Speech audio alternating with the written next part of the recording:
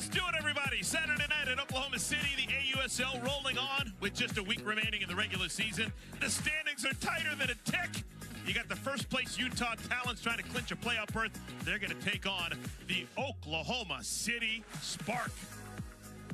Hello, everyone. So glad you found us. This is going to be fun. With the longtime Florida State head coach, Lonnie Alameda, I am Eric Collins. And Lonnie, no one knows the college game like you do, but now we get a chance to look at the pro game. This has been incredible. It's already been incredible. I haven't even started the game yet, and I've just enjoyed every moment of it. It's been awesome. First game of the series was on Thursday, and the hitting star in that game was one of your former players. Yeah. Oklahoma City won, courtesy of Sydney Sherrill. Yeah. Sydney's awesome.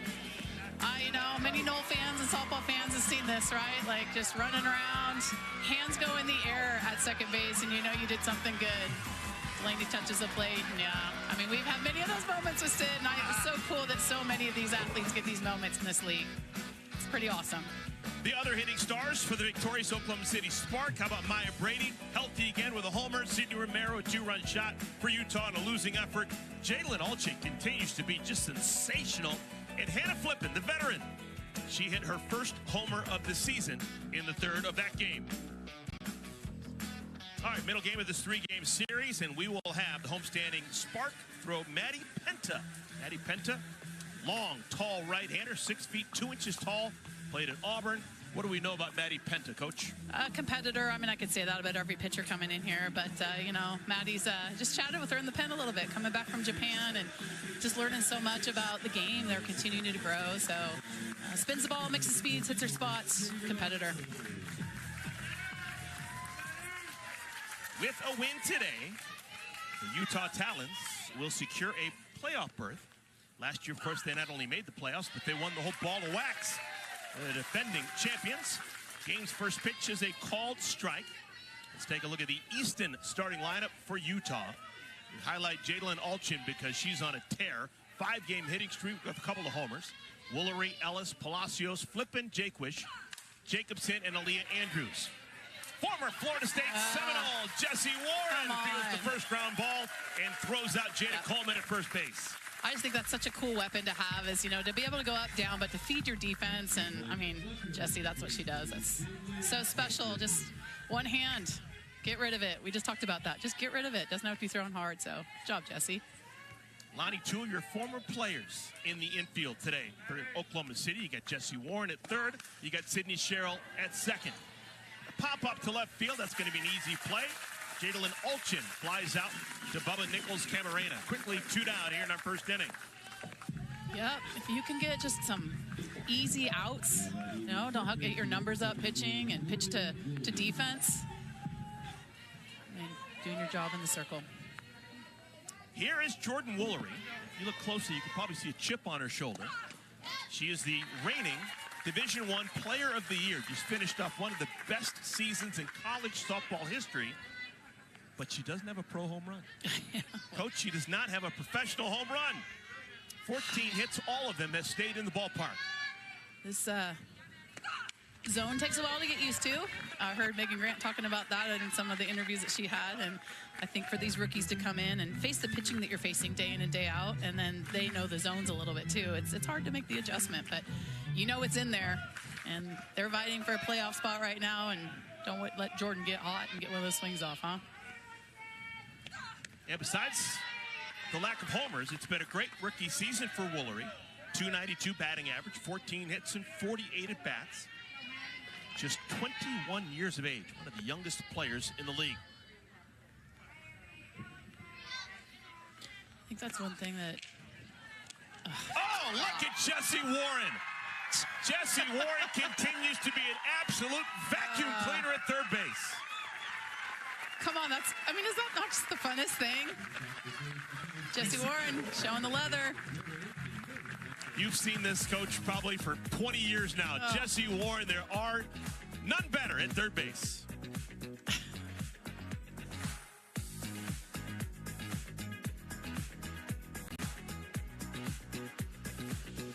Top of the first inning, the Talons go 1-2-3, and now we'll get a chance to see the Oklahoma City Spark. Maya Brady will lead things off. She had a home run a couple of days ago, game 1 of the series. It's her opposite field power. She's an incredible hitter. 25-year-old has turned into absolutely something special. The pro game actually may even be easier for her than the college game was. Yeah. Let's take a look at the Sparks starting lineup presented by Rawlings. Last 3 games, Maya 4 for 11 with a couple of homers. We got 3 Sydneys: Sydney Romero, Sydney McKinney, Sydney Sherrill. Wrapped around Delaney Wiz, Amari Harper, Jesse Warren, Bubba Nichols, Camarena, and Sarah Gordon, who has actually played for both these teams. Just last week, she was a member of the Utah Talons. Now she's catching every day for the Oklahoma City Spark. Interesting story there. Megan Framo's first pitch misses outside for ball 1. I mean, you have to think these two know a little bit about each other and a little bit of brew and bubble. And Framo and Brady, UCLA Bruins. Framo, 6 feet, power pitcher, 22 strikeouts and 31 innings on the year. He's already mixing speeds. We'll see. It's a nice spot again, trying to figure out, you know, you got power, lead off power. You want to challenge her opposite field. Obviously, he's got pull power. Looks like she's nibbling to the outside. There it is. There's a good strike, 71 miles per hour. Maya Brady, look at those numbers, 455. That's actually a come down from what she had last year when she had 17 at-bats and 11 hits. Just a torrid start to her pro career. Went too far, the count's now full. What's the wipeout pitch for Framo when she's looking for a strikeout? I mean, she's got many. I think most of these pitchers do. You know, they got, especially ones that are going deep into the game. I have to think, you know, you get to this point as, I mean, Framo's intense and a competitor, but you have a plan per hitter, right? You know what hitter, how you want to beat the hitter.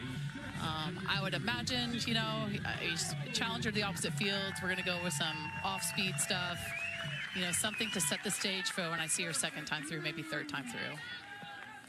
So Framo started that with 3 consecutive balls, and then, of course, 3 consecutive strikes to strike out Brady. Here's Sydney Romero.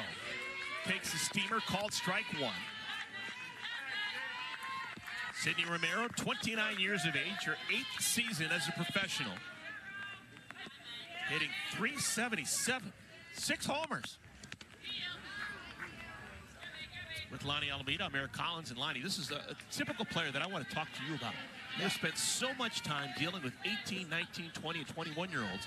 To watch someone like Sydney Romero, who was great, many-time All-American as a college player, but now to see her as a 29-year-old, Yeah. it's unique and fun. I'm just watching her take ground balls. Oh. Right back to Framo, 2 down. She took ground balls today. I mean, she is just, all these girls, I mean, they're just in great shape and their bodies are built. And, I mean, they've just taken this game to another level with just the fitness they're in and how hard they're hitting the ball. Hello, right? Right back at you. And Megan's a beast, too. But, yeah. And we can see she's attacking away, so maybe that's a little bit of the game plan. Looks like they're kind of going the outside. We'll see here again with Sydney McKinney. Do we start with that screwball away? Sydney McKinney hitting .414. She's got 12 hits and 29 at-bats. She's another example of what this great league is all about. Sydney McKinney was a 5-year player at Wichita State. Didn't play against all the biggest names, but she gets a chance now on an equal field, and she shines. Yeah, I mean, Wichita State plays an incredibly competitive schedule, and they don't shy away from many people. And I think a lot of people, you know, it's kind of probably trying to get her to go play somewhere, and she said that she loved it. She loved Wichita State. They have an amazing program, and she is a competitor.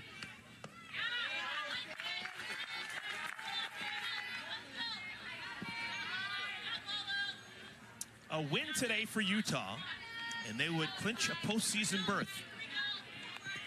It's not a guarantee, though.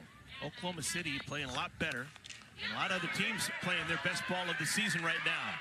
McKinney so fast down the line. Infield single for McKinney. So fast. So fun. The turf, sometimes that plays a little bit. I don't know if we're going to do challenges early here. Yep, this is going to be a challenge. Can't hear you, Mike.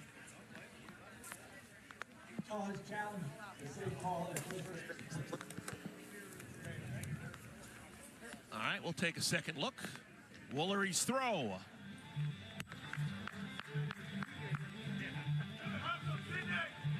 Wow. Don't know if there's enough to overturn this.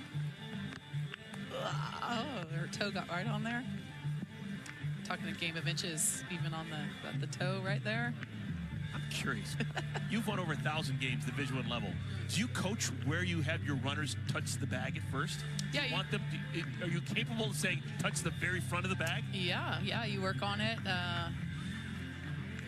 I mean, obviously, do it in stride. You don't want to like shuffle your feet and take off your speed. So you want to do it in stride. But yeah, you're trying to get the front part of the bag to run through the front part of the bag. Yeah. After reviewing the ball in the field stands. Yeah.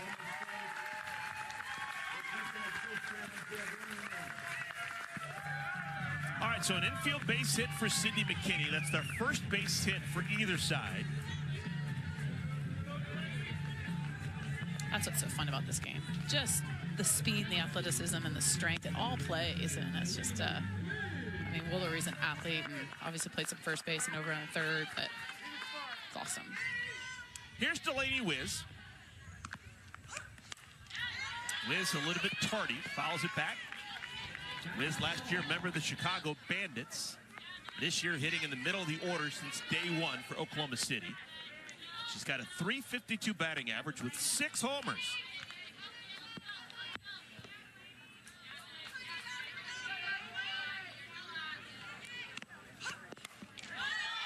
This is another UCLA versus UCLA matchup.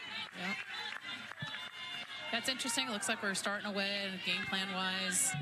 Then they're going really far in with the drop or really far in with the rise. So either that's what the Sparkle like to swing at, or she's per hitter making a decision here. So maybe a little off speed away. We'll see a little curve. Oh, there we go. I'm so impressed with Wiz. I just, over the years of watching her, she just does such a good job of just kind of fouling stuff off. Like, oh, I don't really want that. I don't want that. And as a pitcher, sometimes you're like, dang it. Like, it just, you know, but she just definitely works up the counts and then gets her swing off when she wants to get her swing off. Take. 2 balls and 2 strikes to Delaney. Glad you found us, everybody. Bottom of the first inning. Amir Collins alongside longtime Florida State head coach Lonnie Alameda. Another foul ball. Yeah, there's certain hitters that I just associate with long, extended at-bats. Yep. And actually another one that at the top of my head is another corner infielder, played at UCLA, Andrea Duran. Yeah. Duran would have just incredible at-bats for Team USA and Yeah. pro ball and UCLA, just fouling off pitches and frustrating pitchers. Yeah. Ball gets away from the catcher, and will allow McKinney to move into scoring position.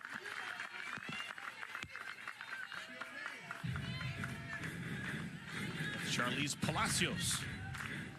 That's definitely something, too, as you get older, too. And, you know, this game's so great in college, but, you know, they're getting smarter and stronger. And, I mean, Delaney's been around this game for a long time and starting to play a good chess match here. 2-2. To the shortstop. That's where ground balls go to dive. Yep. Hannah Flippen does not make any mistakes as a shortstop. She's really good. Scoreless first inning thrown by Ferramo.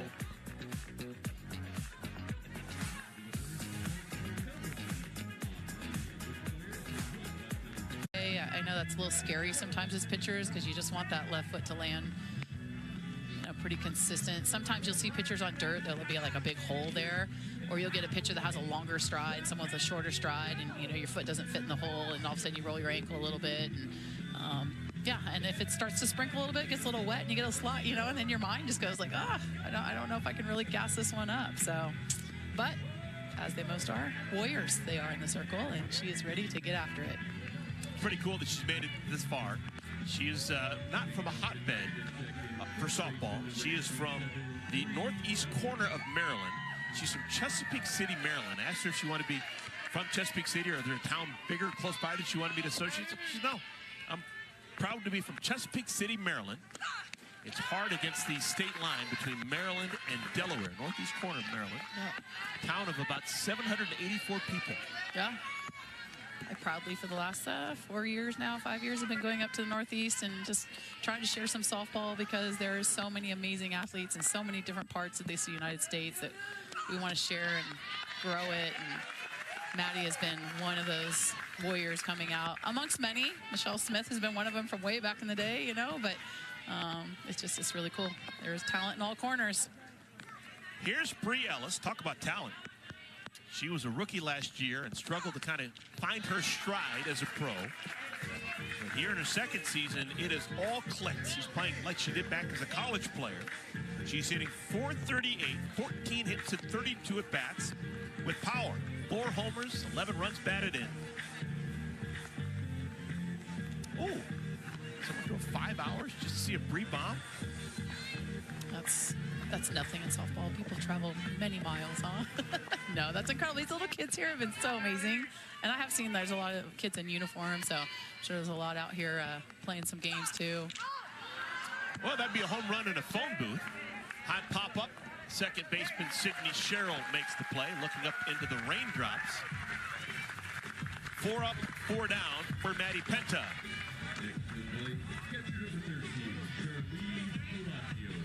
Sydney played for you at Florida State. What are you guys doing defensively?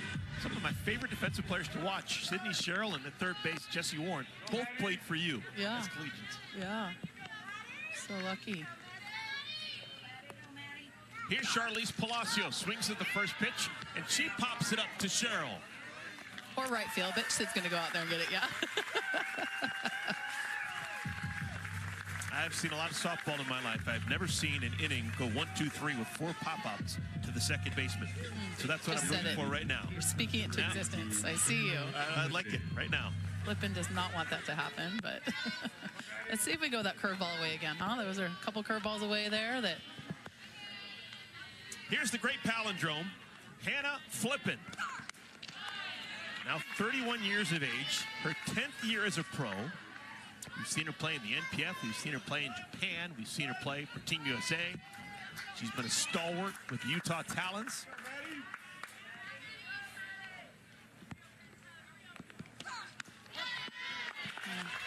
Good pitch.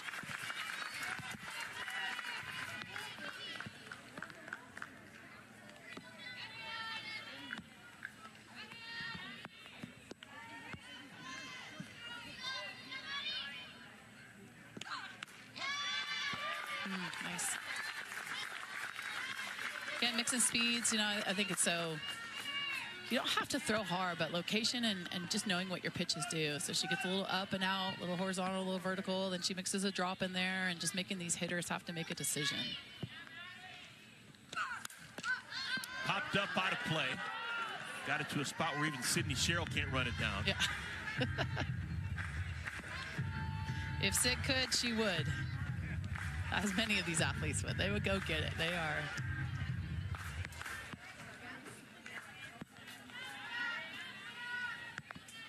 Here's another 1-2 from Penta. Humpback liner. That will make it out into right field. And the catch is made by Amari Harper. So 3 pop-ups to the right side, to the second baseman, 1 to the right fielder. A scoreless second thrown by Penta.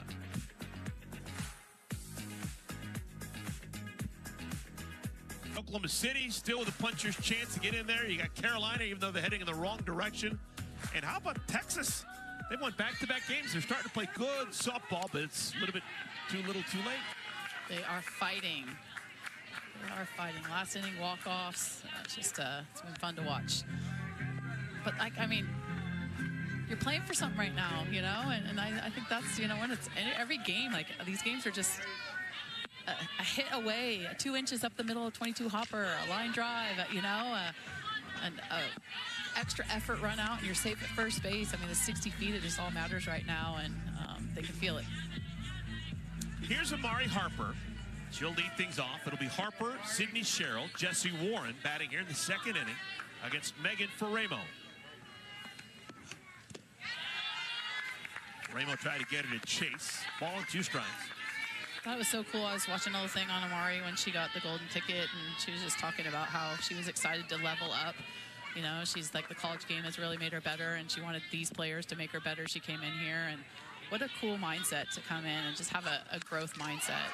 Yeah. Hammer to right. That one's off the wall. Andrews has to play it off the warning track. It'll be a leadoff double for Harper. She got a good confident swing with 2 strikes.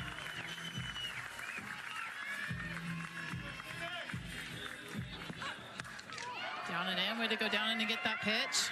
We've been throwing away, and trying to sneak one in there, and Mari gets good wood on it there. Nice, sweet swing. Coming out of the box, looking for 2, diving in. Lead off. Let's see what we can work here. Get Sid some action, huh? Sid put him on the board here. Sydney Sherrill, walk-off winning hit a couple of days ago. Now she bats with a runner on at second base. And did she slip in the box? Yeah, again, we're going back to turf. Sid's always looking to swing first pitch. She's super aggressive, and so, you know, you can really see her, like, getting into that front side. So. What's the thought process for your former player here? What's Sherrill thinking about doing against Faremo with a runner on second? I'd imagine driving the ball, looking for a gap. Can I score my runner? Obviously, you know, hitting something to the right side here to get your runner to 3 would be nice, but these games are not many one-run games. You know, got a lot of people to swing it. I'm sure Faremo here would like to get some weak contact. Maybe a strikeout would put her in a good position. So, again, we've probably got her game plan against Sid. Probably something away to keep something in front of the runner. Maybe the left side, a little drop away, or... Over Faremo's head. There. Flippin' doesn't have any place to go with ball. It's to be an infield single for Sherrill. Amari wiped it around third, too, so I do think it must be a little slippery out there. She got the hold-up sign and she fell down. Yeah, it seems like the players who don't have the spikes on are having issues. Yeah, I think that just it's some comfort to be in molded cleats, you know. So she may be in, but you just a little slip, you can see it, right? Splits. Yeah. Thank goodness they all stretched out, warmed up well. Athletes. All right, Jesse here, huh? Gonna swing off here and see if you can get the lead for the spark. Jesse Warren. Runners on at the corners. Nobody out. Went too far. You've probably been watching Jesse Warren play for half of her life. She's 30 years of age now. I'm sure you saw her as a 15-year-old, right? Sometimes I am a softball grandma, and I love it. Around so many of these amazing women. It's a good little curveball right there.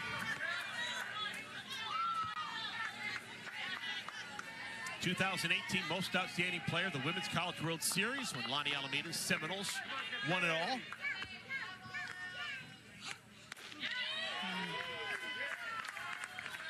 Way ahead. See if she can get a strikeout here, right? If she can get a strikeout here, and then she could have a double play ball in order if she wanted. She's got to be around the plate. Probably going to go to that curve away again, I would imagine. Get a swing here. Just pokes it. Yeah. Foul. We'll do it again.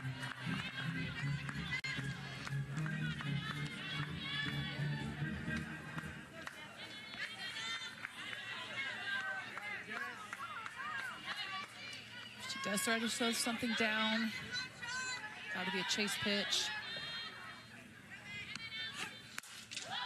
Slapped right side. It's going to be deep enough to score the run. Andrews makes the play. Tagging from third and scoring is Amari Harper. It's a 1-0 lead for Oklahoma City. Job well done, Jesse Warren. Especially as a hitter in a 1-2 count, right? Like you're just trying to scrap, trying to see if you can get this run in. Oh, you're getting your swing off, and now you're just trying to look at just trying to punch it out there. Can I do my job? Score my runner. As a pitcher, you're like, dang it, you know, you had her, but this is what makes the game great and these hitters great. And it's cool to see them high-five it. They understand, you know, every run is huge for them right now. Jesse Warren obviously well coached. All right, so the inning continues. 1 out now. And another all-UCLA matchup. Bubba Nichols-Camarena bats against Megan Faremo. Just something to keep a thought on. The runner at first base, Sydney Sherrill, does have good speed. She's attempted 3 steals on the year and been successful all 3 times. God, I saw her run a little first and third the other day. I don't know if that was her and or the coaches, but she usually, Sid's just really good at reading the ball in the dirt, reading the ball in the gap. She just has a really good softball IQ. And she had it coming in, and we worked on it a ton at Florida State, but she's just, her softball IQ is off the charts. 1-1. That's a good pitch right there. Right. Curve, yeah. She's been going to that a lot.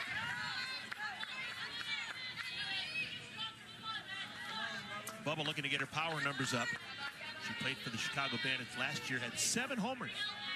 Stuck on 2 right now. Faremo strikes her out. Second strikeout for Faremo. Now batting, catcher number 10, Sarah Gordon.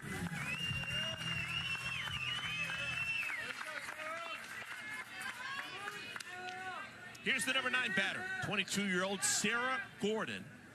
Gordon has spent time this year with the Utah Talons. Now getting a chance to bat against Megan Faremo, a pitcher that she caught just about a week ago.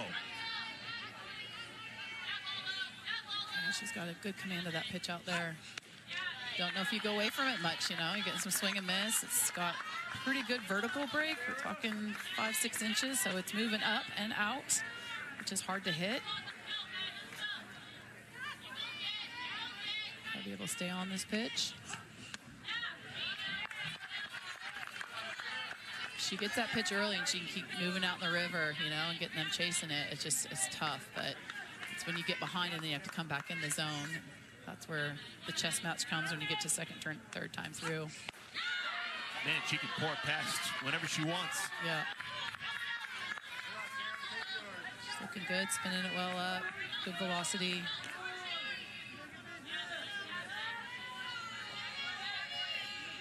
So she goes there again. Up and in or out. There's the up and in. Nice. Man, those umpires. Catchers and umpires, different breed. Tough guys. Yeah, tough guys and girls. Because I said the catchers too. I mean, they get off the mask. They, you know, and there's a mutual respect back there for each other. They know what it's like. But with those rise balls coming in, ball's coming up. She's throwing it 70, 71. Tips off. It's right in your face. 2 balls and 2 strikes to Sarah Gordon.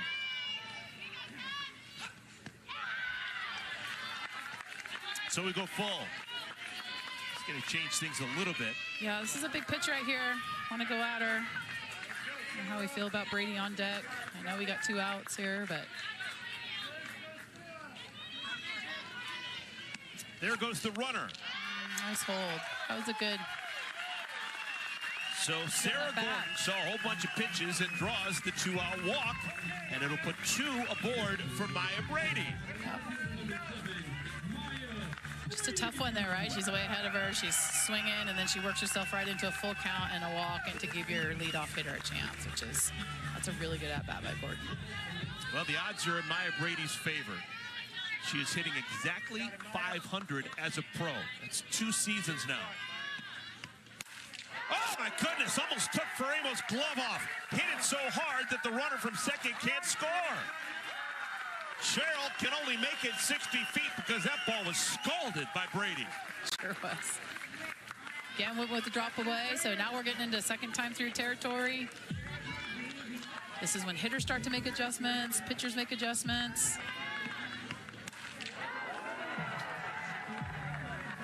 Wow. It's 80 miles an hour off the bat. That came I'm off telling the you. bat faster than it left Faremo's hand. Yes. 80-mile-an-hour exit speed on a ball that came in at 68. With that base hit, Maya Brady, Coach, you're not going to believe this, she's 32 for 63 in her career. She has over 500 batting average as a professional. Yeah, I mean, I can't believe it. And she's not pretty. She's not butting and running. This is legit. Kidding, yeah. She's pretty awesome, yeah. And getting healthy. So we're going to have a meeting both offensively and in the circle. Bases loaded. Already 1 run is scored for Oklahoma City. There are 2 outs. And one of the ultimate gamers in our great sport, Sydney Romero, will bat. Sydney Romero will not give Faremo any easy out. She will battle. Let's see where we're going to attack. Are you ahead? Are we going to go with that curve out? And are we looking for it? That would be the... Yeah. Called strike 1.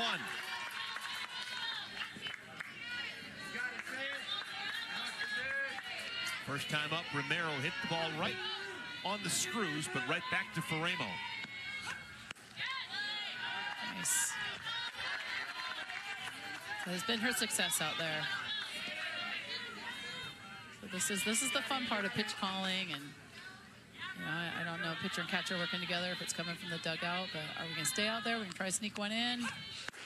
Nice.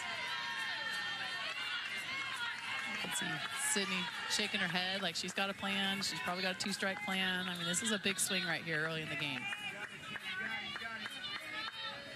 Faremo's 1-2. Off-speed pitch hit to center field. Will it stay in the ballpark? It will. Nice. Catch is made by Jada Coleman, and the side is retired. But Oklahoma City, they draw first blood. They score once. It's a 1-0 lead as we head to the 3rd.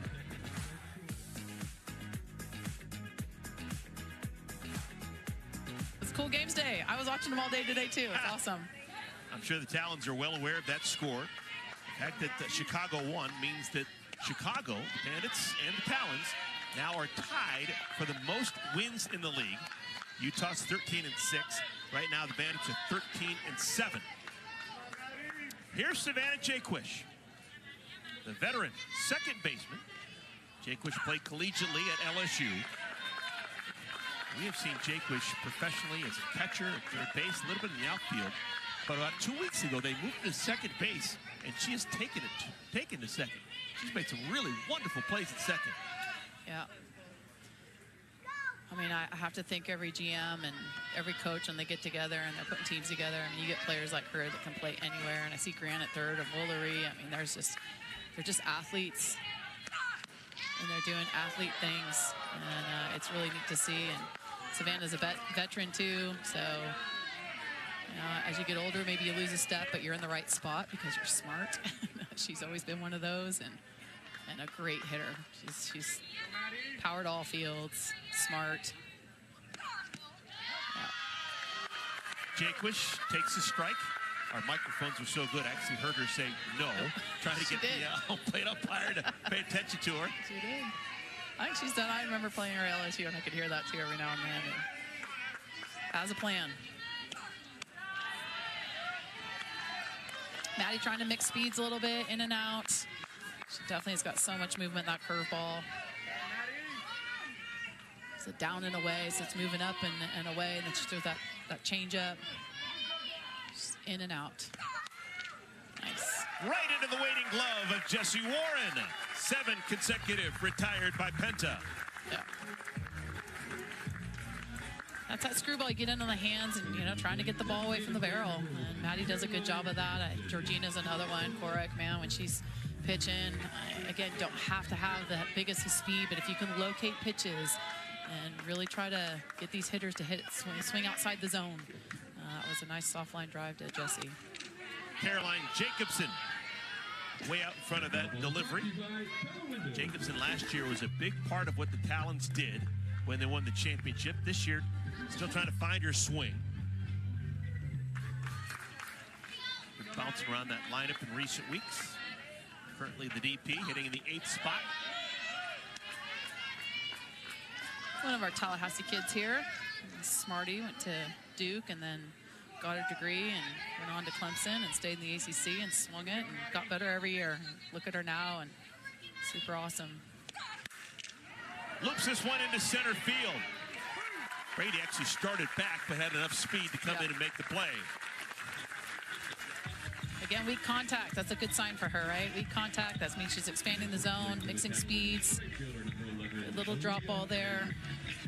63 miles an hour. It's getting out front. Here's Aaliyah Andrews. 16 hits on the year for Andrews. Trying to be the first base runner for Utah. A whole bunch of nothing so far against Penta.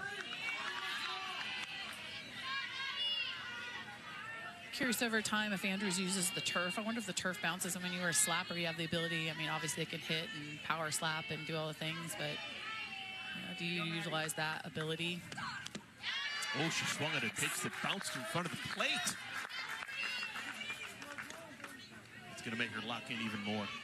It's 10 inches of down movement. It looks good, then it's gone. That's so tough for lots of movement.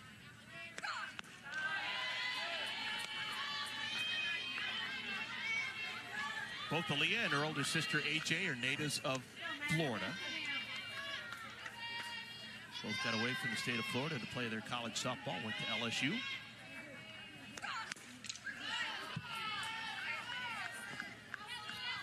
Uh-oh. That was fun. Look, I've never seen that before. Catcher Sarah Gordon and the on-deck hitter Jada Coleman were fighting over that foul ball dribbler over by the on-deck circle.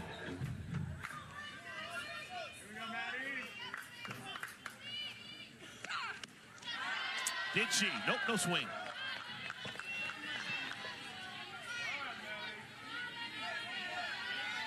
Again, big pitch here. Got to go at, right? This is where you just don't want to give any chances. See what she can do. Challenge her. Nice. So we'll do it again. Definitely trying to get a swing at that drop ball. So she's been throwing a lot, but I mean, we don't want to get here to get any chances to get to the top and get after it. Big swings. Imagine this will be another right at you. Yes, nice. Underneath the glove of Penta into center field. That's the first base hit allowed by Penta, and it's the 9th batter in the lineup for Utah. Yeah. You're okay with that, though. You know, it's better than walking, especially the bottom lineup, and it is what it is. You force the defense to play. I mean, she definitely hit that ball hard, and it was a drop ball right at her. Well, now we got to go out and execute some good pitches here. Here's Jada Coleman. She bounced out to third in the first inning. Swings at the first pitch, foul territory. Come on, Jesse. Runs out of room. Jesse can't get to it, no one's getting to it.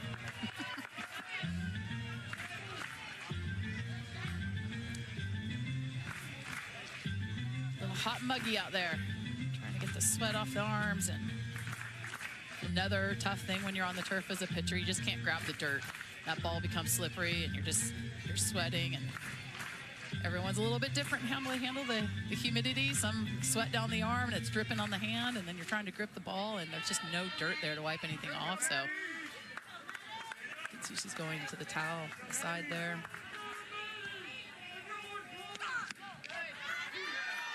Oh, and 2 to Coleman. That's a big pitch, right? That's right at you.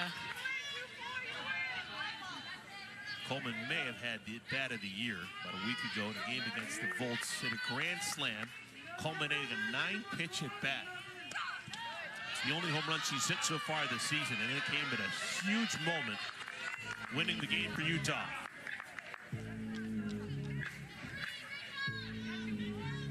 Trying to talk to the umpire there, like, tell me about the zone here, because I'm going to take a good swing, but I got to know where that strike zone's at.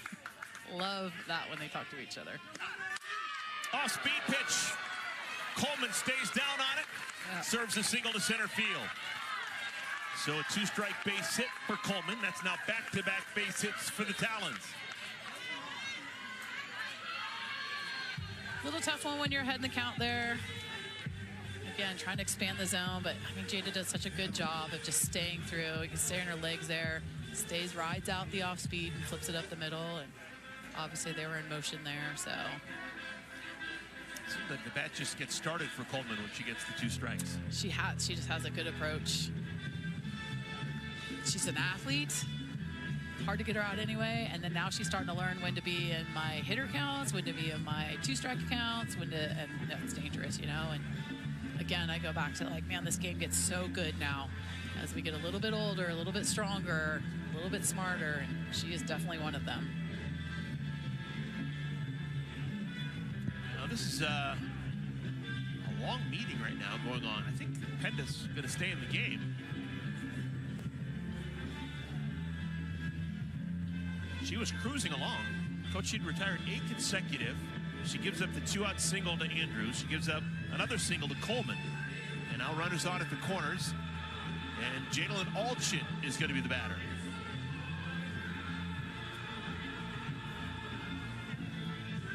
She threw 17 pitches the first 2 innings. She's had to labor through 20. And the majority of them coming against Andrews and now Coleman, the last 2 batters. Yeah. Yeah, again, not many pitchers in the league. I mean, again, not to throw complete games, but I mean, when you got that much talent in the pen, you might as well use it.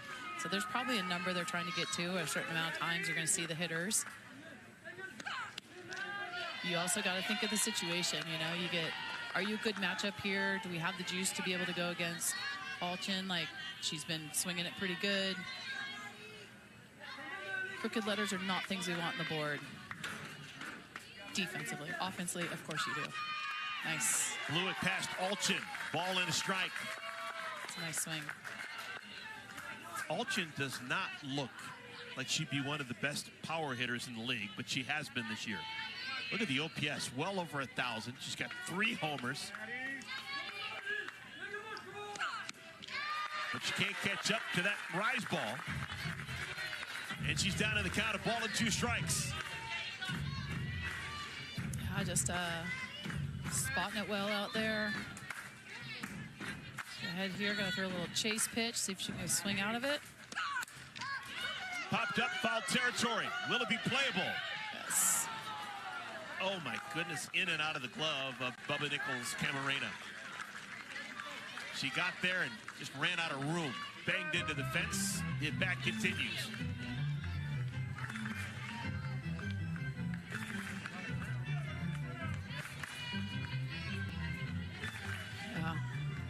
I know you want it so bad as a pitcher. You know, you're facing, you know, good hitters and game of inches. I keep going back to it, but you know, it's a good pitch again. Nice. Blow her away. Another strikeout for Penta, and the side is retired. So a couple of 2-out base hits does no damage. Penta in Oklahoma City lead 1-0.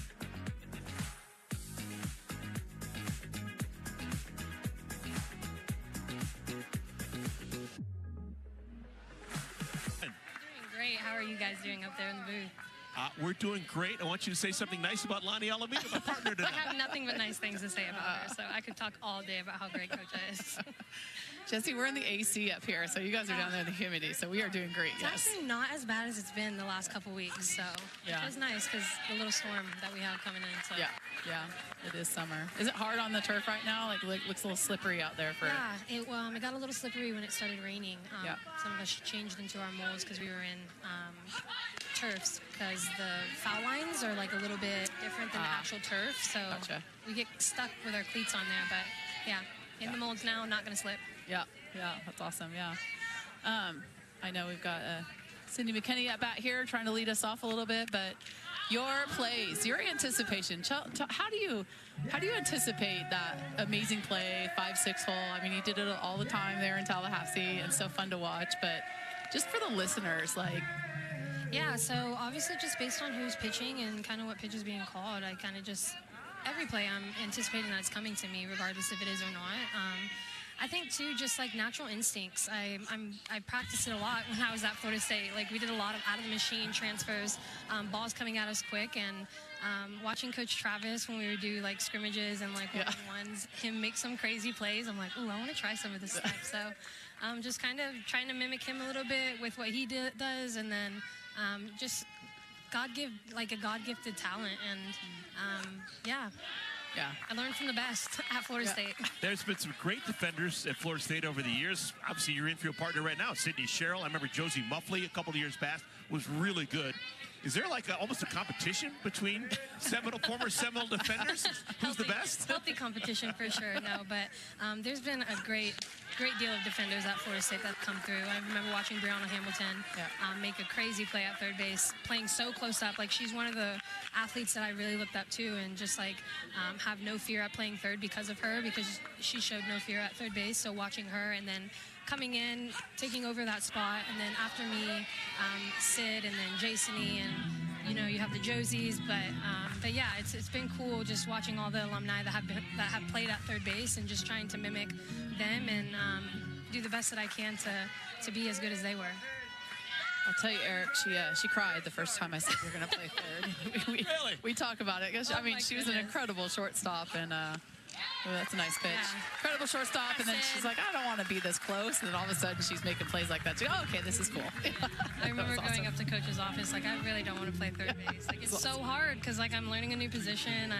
I'm the second eyes of the field after the catcher, and I was just not really a vocal player much when I played in high school or travel ball. I was more of a lead by example type of player, and having to transition to be more vocal at third base was definitely a difficult transition, but Coach pushed me, and I'm so glad she did.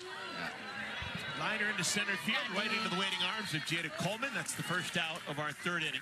But yeah, so glad she did, and I think I'm one of the best third basemen in this game right now in the decade that I've played in. So it's been cool, again, to learn from so many great athletes.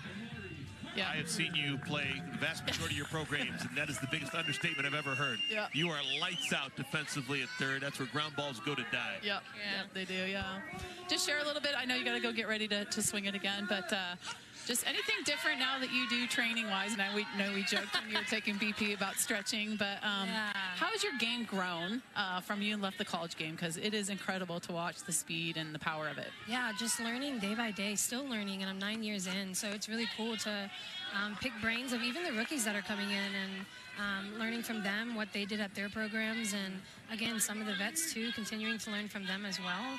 Yeah.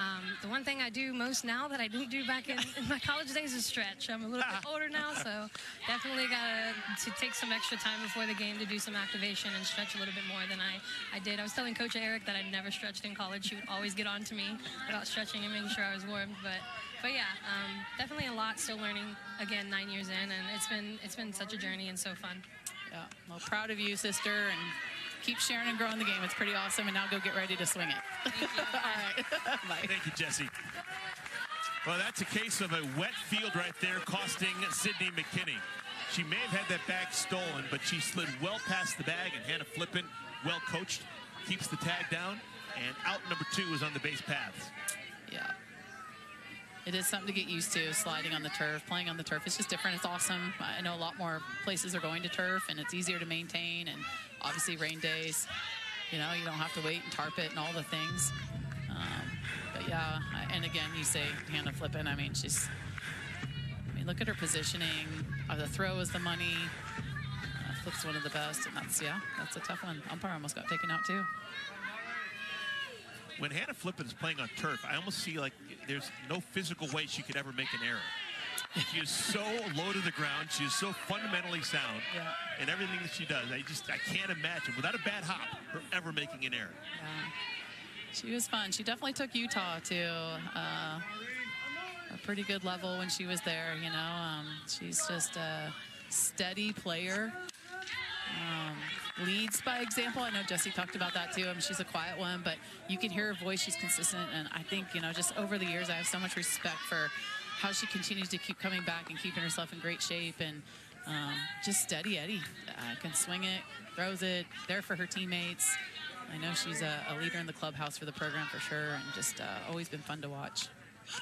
3-2 pitch to Harper, called strike 3.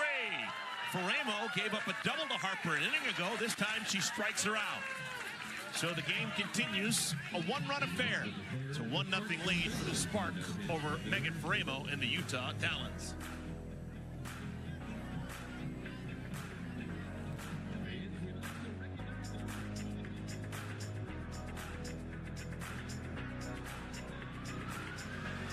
AUSL, and all along, like we talk about our players growing, and our coaches and the support, and we don't go anywhere without the umpires. And it has been an amazing umpiring crew in general with the AUSL, and the commitment they have to getting after the summer and growing their game. They all want to be a part of this. They want to grow the game, and they get it right. They get together and they get the calls right, and the technology that's a part of it now. And most umpires want to know, and I know in our college game we share a lot, but I'd imagine at this level, I talk to so many umpires, and I'm lucky to know quite a few of them, and just how much pride they have in being a part of this and elevating this game. And that is nice. It's nice to hear a little insight, and then you can hear, the pride they have in it. They want to be good. I've been chatting a lot about the strike zone too, and trying to understand the strike zone. And I like that they're experimenting a little bit with the taller part of the strike zone, the north-south part. I think that's important. Something we may take to our college game as we keep continuing to work on how can we make our game better. And these games are. I was looking through. Some of them are like an hour and 48. They're like. They are. You don't want to be fast. I talked to one umpires. We don't want a fire drill, but you want it to go because it's so great. And so we want that in our college game too. So yeah, but much respect for them, and that was pretty cool to get a little insight. Jordan Woolery leads things off for Utah. It'll be Woolery, Bree Ellis, Charlize Palacios, 3, 4, and 5 in the batting order for the Talons against Maddie Penta. Penta's second time through the lineup, and she starts with the leadoff walk. That is the first time today that Penta has allowed the leadoff batter to reach.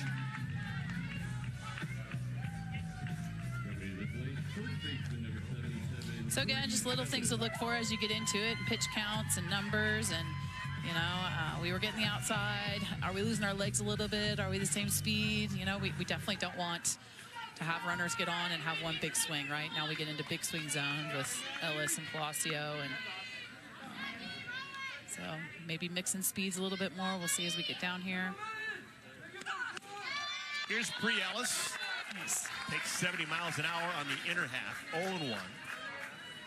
Ellis popped to the second baseman, leading off the second inning. Wherever she goes, she's got fans. I know. Where's our sign? It's this Bree's moment, huh? For a Bree bomb. Give the 5-hour drive. It's a good swing. 2 pitches on the inside. Let's see if we go to that chase away.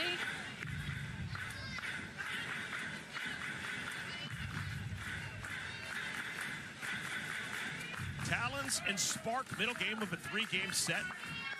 A win tonight in Utah guarantees themselves their second consecutive season with a playoff opportunity. Top 3 teams all advance to the postseason. You want to be the top team. The top team is in guaranteed.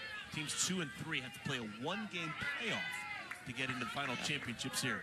Always want to be top dog, right? That's where I always working for top dog. There it is. Into right center field, hit well. That one will make it off the wall. Extra bases for Ellis. They'll stop Woolery at third.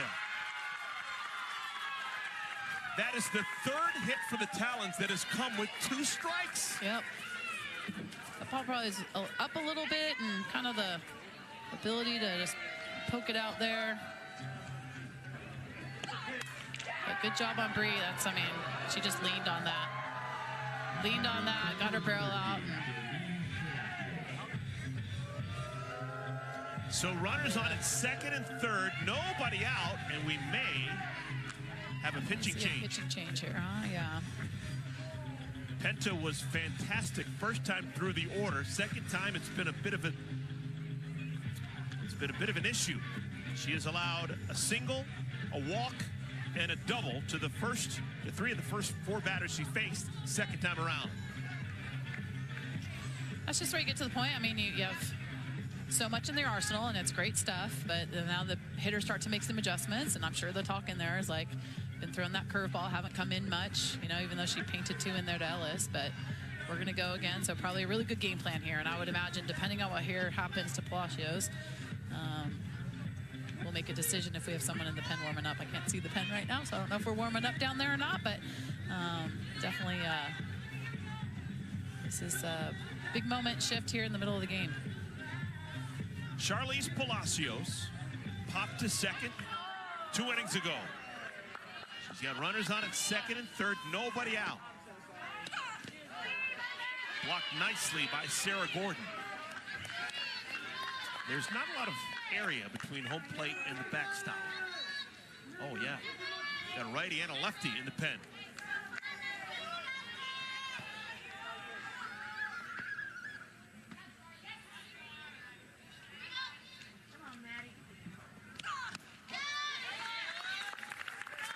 a strike to Palacios.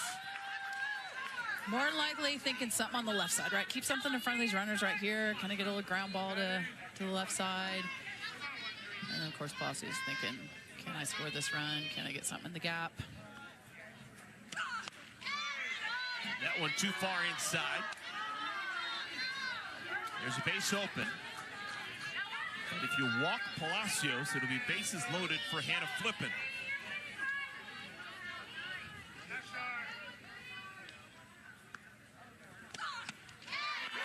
Two and two.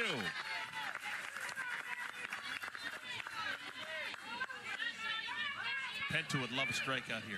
Yeah, that would be the best scenario for the situation for sure. Let's see if we go with that curve away, rise away. Hammered, deep left field, off the wall. That'll score one run, maybe two. They stop Ellis at third, and she could have walked home if she wanted to. Bubba was having a hard time with a wet softball out in left field. Doesn't cost her, though. We're tied at one. Yeah, I don't know. I kind of would like Ellis to be seeing that ball in front of her and making that decision. But again, she's not in there to steal bases and run. I get that part of it. But you can kind of see that yourself and make some decisions there. But I guess she was looking in her decisions. I'm staying right here at third, Coach. I'll let Flip hit me in. Coach, the Talons now have 4 hits as a team. All 4 of those hits have been line drive hits, coming with 2 strikes on them. Yeah. Yeah. And that has made the decision easy for head coach Amber Flores. Yeah. She wants to go to the bullpen. I mean, so we will see the veteran left-hander Jalen Ford come in. Yeah. We'll tell you more about Ford when we come back to Oklahoma City.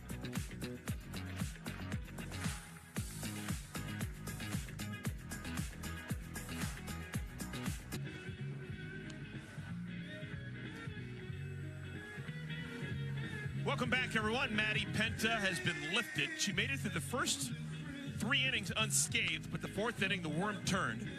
She gave up some loud contact after the walk to Jordan Woolery. Line drive doubles by Ellis and Palacios, and now she'll give way to Jalen Ford. Ford is a veteran left-hander who can really bring it. Yeah, just a little different look here from the left side. Be nice to get something on the infield ground ball wise. Don't have a lot of speed here at third. So Flip back in her day was really good at her short game, little push bunt, but you don't have the weapon here at third to maybe do that. So you're going to go after a swing here. And yeah, Jalen Ford, I mean, just good down stuff, just lefty, crafty, an athlete can field her position. For you softball nerds out there, both pitchers for Oklahoma City played for the same head coach, different schools. Mickey Dean coached Maddie Penta at Auburn, and before that, he had Jalen Ford at James Madison. How about that? Yep. He's probably on his bicycle somewhere. He's a motorcycle guy and living the life right now and did some incredible things. Big pitch right here. 1 ball, 1 strike to Flip. Infield's in. Softly hit in the perfect spot. It'll be a single. Ellis scores and Utah takes the lead. That came off the bat at 45 miles an hour and it drives in a run. Those are the tough ones as a pitcher. You're coming in, I think it was a curveball in the hands. Little lifter again, just right off the handle. Just muscles it in there, and that's when you got traffic on the bases, so good pitch. Unfortunate. Go after the next kid. Still nobody out. 4 consecutive have reached for Utah. Here's Savannah Jaquish.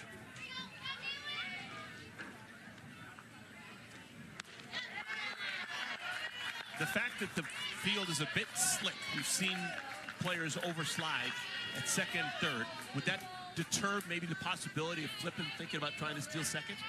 I wouldn't think so. Like Jesse said, I think a lot of them change shoes and kind of know. You just definitely have to start your slide earlier, knowing that. Started halfway there. Yeah. Yeah. Jaquist up against it, 0-2.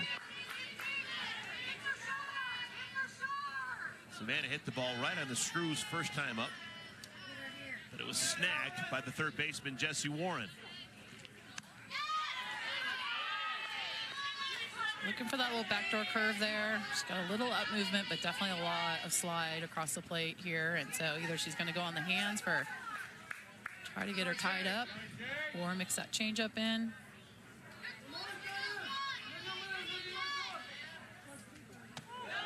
Brushes her back. Yep.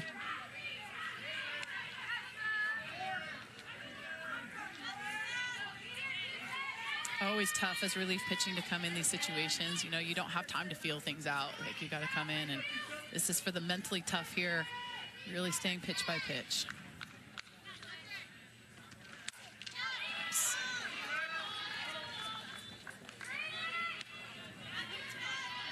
Two strikes on Jakewish. Utah's been efficient. 4 for 5 with runners on. Take that. This is a Utah team that wins because of pitching and defense. The offense has been good, but hardly great. Not world-breaking at all.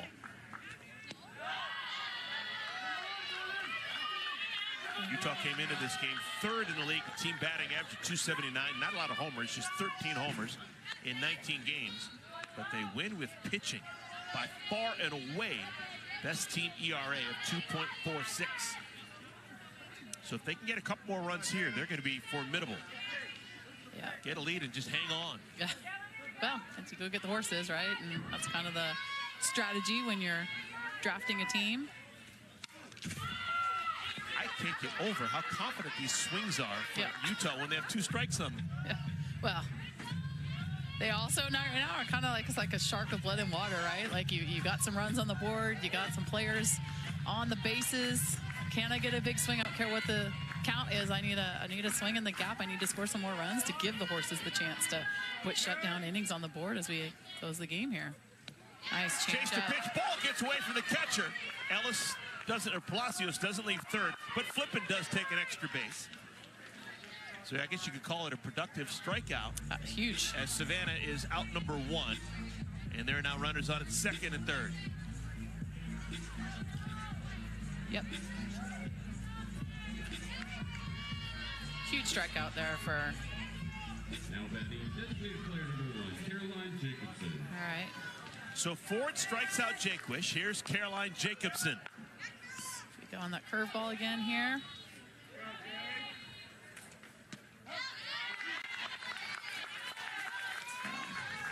This is an opportunity for Jacobson, who's been in and out of the lineup over the last couple of games. She wants to make an impression here, getting ready for the postseason. Those are games she wants to play. And a hit here would go a long way to securing a little bit of trust. 0-2. Just sneaking in the outside corner there. The ball runs across the plate. Looks like it's going to stay away. Eyes deceive you sometimes with the amount of movement. Now she's got to expand the zone here. We got locked down behind the dish. Nice. Another strikeout for Ford. Back-to-back punch-outs. It's huge for Jalen to come in and be able to do this. This is what relief pitching is all about, to give up 1 run. Of course, we got 1 more here to go. Gonna force probably not the lefty-lefty matchup, so I imagine we get a... Yeah, we're gonna have a pinch hitter. Pinch hitter, yes. Although we are still going. This is gonna be Wyckoff coming on. Lefty. Kaylee Wyckoff will come on.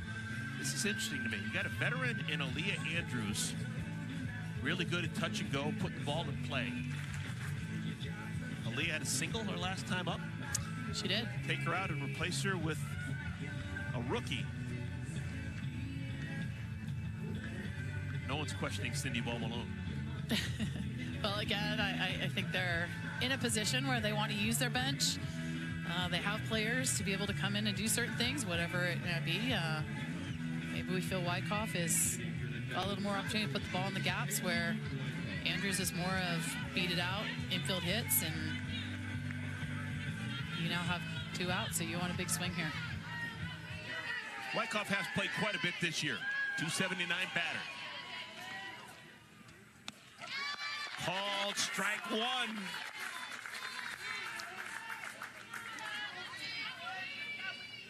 Yeah, nice to see you. It's a good little backdoor curve. She's got some good slide on that pitch. Try to run this away.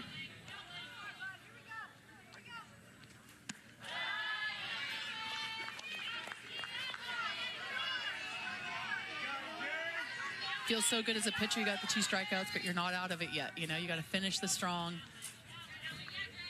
Good deep breaths. Good routine. Pitch by pitch right here. Execute this. Nice. Court's feeling it. 17 pitches into her appearance. She's already struck out a pair. It's just something, as you know, Jesse said it, mimicking players, but for young players to see these kind of routines in the circle, it's awesome. Swung on and missed. Outstanding. Jalen Ford, how do you do? She allows a little broken bat single to hand and flip it, but then strikes out Jakewish, Jacobson, and Wyckoff.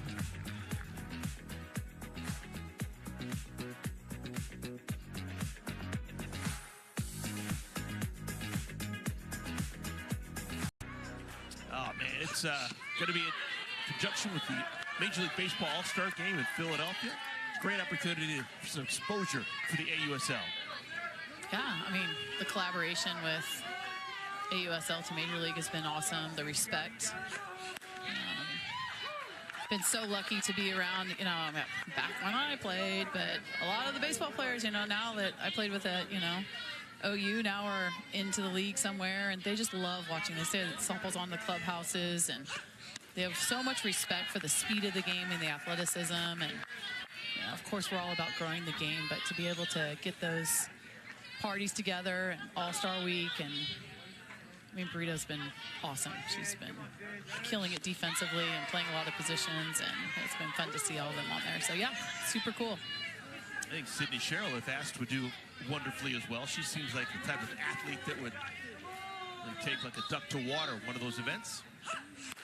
Yeah, she's definitely been out there throwing out first pitches. I saw, you know, the ASL went around and threw out first pitches. I saw Mick was, you know, out there sharing jerseys and pitches. And, you know, it's just, again, we have to earn the respect when we get out there in our game, but it is earning the respect. They know, I think most people know how much passion we have, but we've elevated our game. Our game is elevated, and it's fun to watch, and it's reaching so many people across the country. And, yeah, it's been awesome. So what a cool opportunity, for sure. With longtime Florida State head coach Lonnie Alameda, I'm Eric Collins. Former Seminole Sydney Sherrill just struck out. That's the 4th strikeout for Ferramo. This is another Seminole, Jessie Warren with a gapper on her way to second.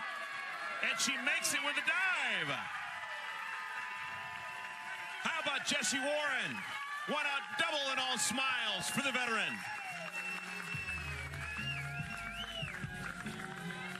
Little change piece away. No, definitely all the way to sit there in the screwball. Then she went with a little off speed away, and yeah, Jessie stayed down and threw that very nice. Stays into her legs really well, and go get it, Jessie. Side head first there in a second. Hey, just curious, Coach. Jessie, we were talking about MLB and all that kind of stuff in baseball. Jessie famously played years and years and years of baseball growing up. She wasn't a softball player. She was a baseball player. She was. Is that still a thing, or is that just kind of a Jessie Warren only? Oh, no, I think there's a lot. I actually think there's a lot more women out there that have grown up playing baseball, and some opting to maybe stay in baseball. Way more opportunities out there for women with baseball right now, and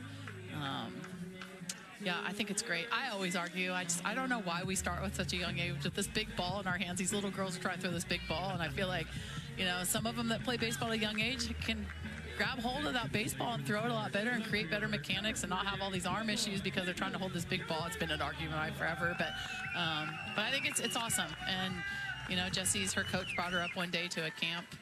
And, you know, hey, I've been coaching this girl baseball, but let's see what she can do in softball. I think she's pretty good. And he was right. Jessie's going to be lifted. Pinch runner. It's Grace Jenkins pinch running. That's an important base runner. Oklahoma City currently down by a run. We're playing the home half of the 4th inning. Bubba Nichols Camarena.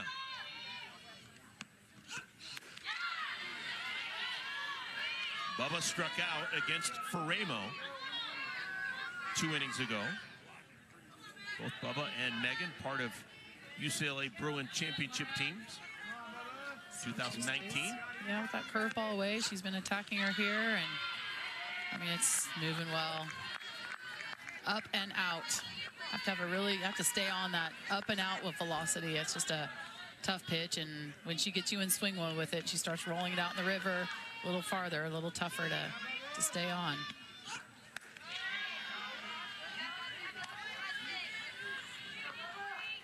Yeah, this would be nice for the Spark to be able to get this run in. We're seeing Megan the same time, second time through here.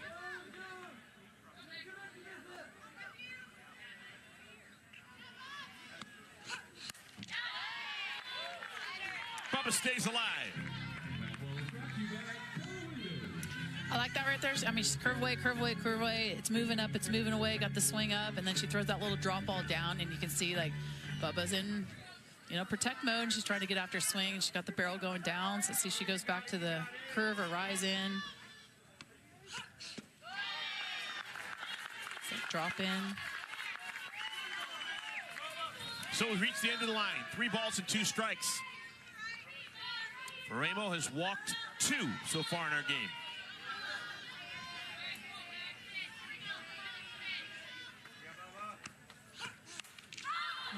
To left field. Nice. Alchin makes the play.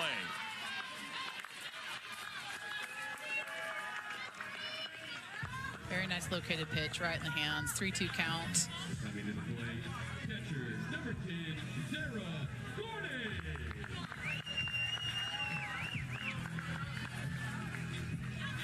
Two outs.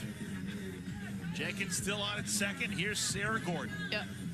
This is when we walked last time. I always say we because I always feel like we're out in the field together, on defense or hitting or pitching. But, this is a big one. We don't want to get back to Brady. So, can we execute some good pitches, go at her? And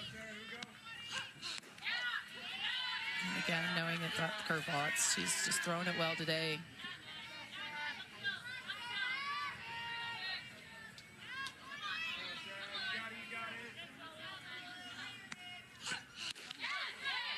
Wow, 2 good strikes thrown by Faremo.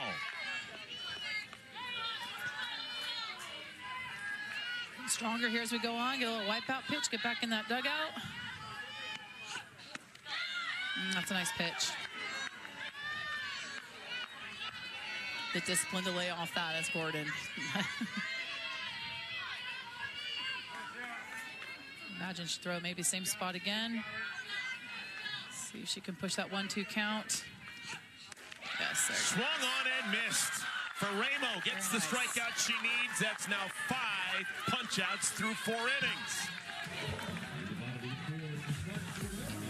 Megan Faremo has been able to do exactly what she wants when she needs to.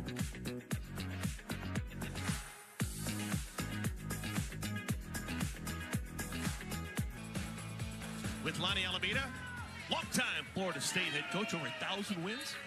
I am Eric Collins. Not all of those 1,000 wins coming at Florida State. No. Got some at UNLV too, right? Yeah. Oh. But you started as a college player here in the state of Oklahoma. You were in Oklahoma before it was a thing. It was, yeah. I actually started in San Antonio, Texas, St. Mary's University. That's where I started. All right. Then I made my way up here with a few other friends from California.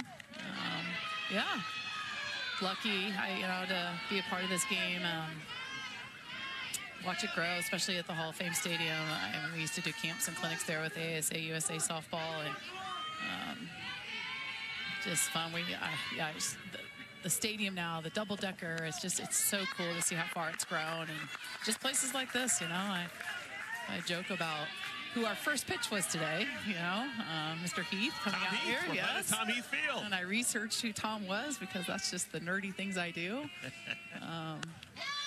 But I mean, incredible for him to come in 95, right? And just be a part of baseball, softball, coach here for a long time, continue to grow this, want to build an incredible softball facility, leave a legacy, and now we've got a pro team playing on the field, and, coming here to play as a softball player. Go Jessie, she's back in the game. Jessie Warren makes the play.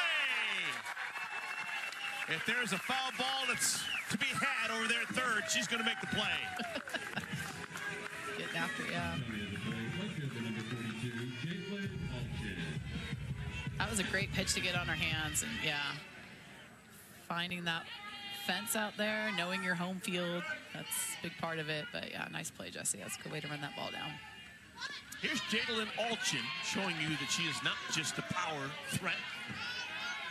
She's been a small ball player for a decent chunk of her career. And now, as a mature 25-year-old, she can do everything. She can bunt, she can slap, she can hit it to the gaps, and she can hit it over the fence.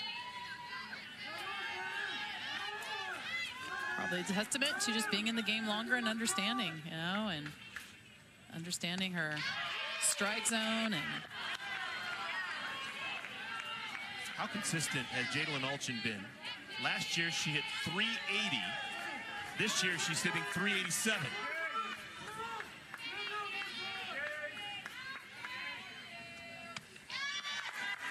And didn't like her swing there. Thinking it's one thing and then it's another, and you're like, oh, darn it, yes, yeah.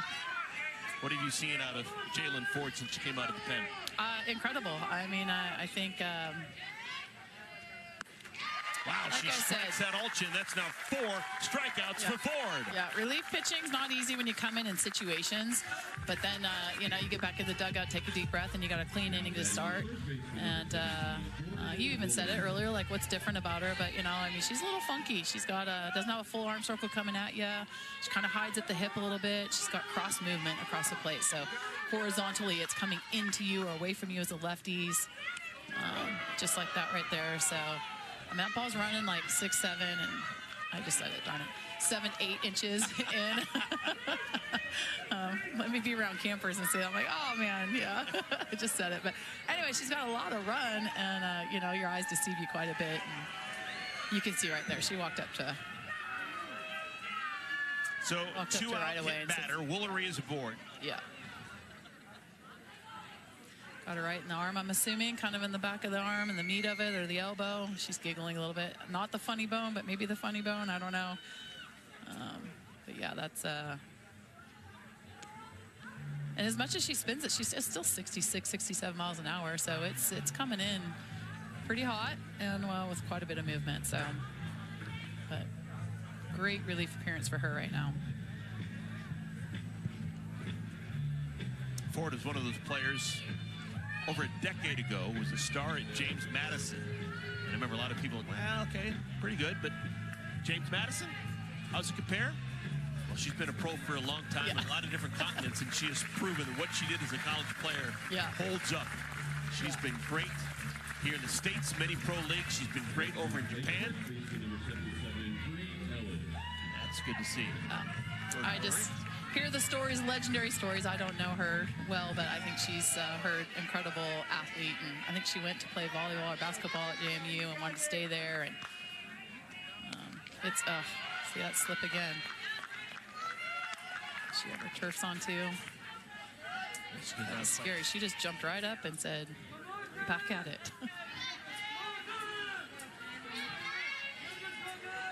Bree Ellis doubled and scored an inning ago. Hopped up. And no one's able to get there in time. Yeah, she almost did though. A person closest Look at to her. pitcher Ford. She's just like a cat out of the circle. And you can see that ball moving into Ellis, right? Like, again, big-time power hitter, pulling the ball's coming in. You run out of barrel when you got stuff running horizontally like that. And that is the name of the game, beat the barrel. Let's see if she goes back there, or does she try to throw one on the backside?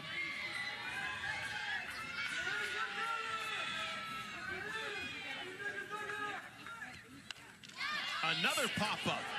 This one makes it into the stands.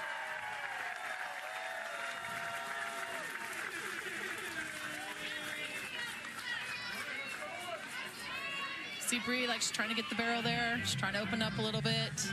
So now you got her in think mode. Does she need to open up even more to get the barrel there to get it out front? And then we throw something away. Obviously, it's coming across the plate. We're going to throw a little change up down. There's the change up, yep. I would imagine she tried to tie her up again back inside. She's got a couple pitches here to mess with. Definitely doesn't want to give them more traction with more traffic on the bases. Called strike 3. Ford strikes out 2 more. She has now struck out 5 in 2 innings of relief work. When we come back, Maya Brady. Megan Faramo.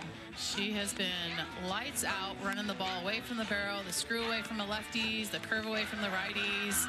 Just dominant, always super passionate. Love that about her, but she is locked in right now. And here we go. We're going to the bottom half here of the game, and we're facing the top of the lineup. So let's see if she's moving her chest match here, or if she's going to go with the same game plan she's been doing the whole time. So yeah, this is what makes Utah so different. They encourage complete games. This is going to be Faramo's 3rd time through the order, her 3rd time dealing with Maya Brady. Maya Brady singled her last time up. With that single, she is now 32 for 63 as a professional. That is a batting average of over 500.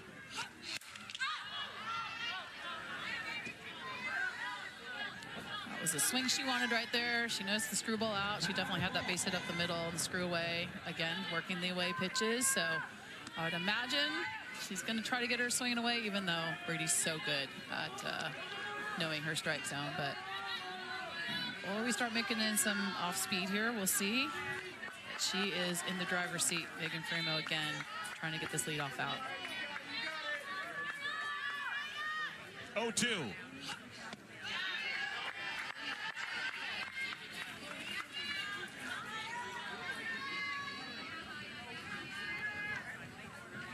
Incredible.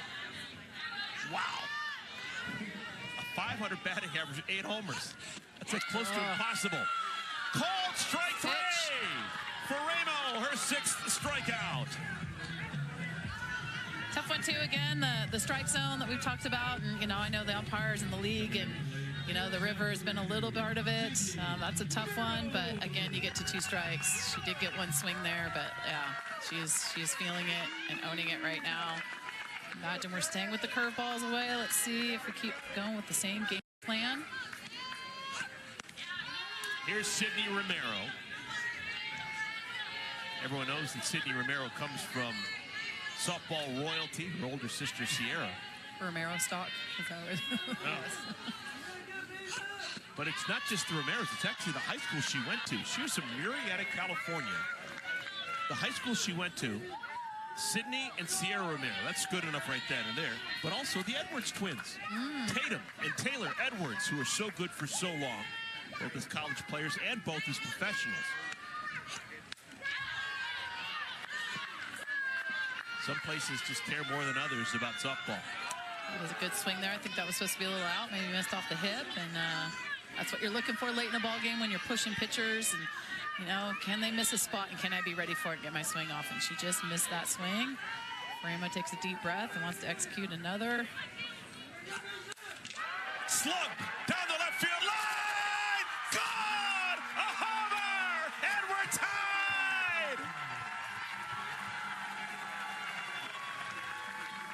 Sydney Romero has done it again!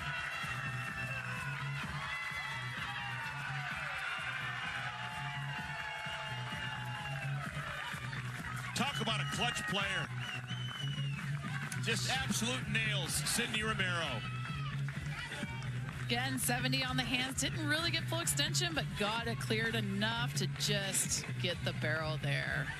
Maybe a little cheat code, thinking it's going to be in, but definitely did a good job on getting her swing, getting the barrel there. That's the name of the game, get the barrel there. So it's a brand new ball game. We're tied at 2. Faramo inching closer and closer to the 100 pitch mark. Now has to deal with Sydney McKinney.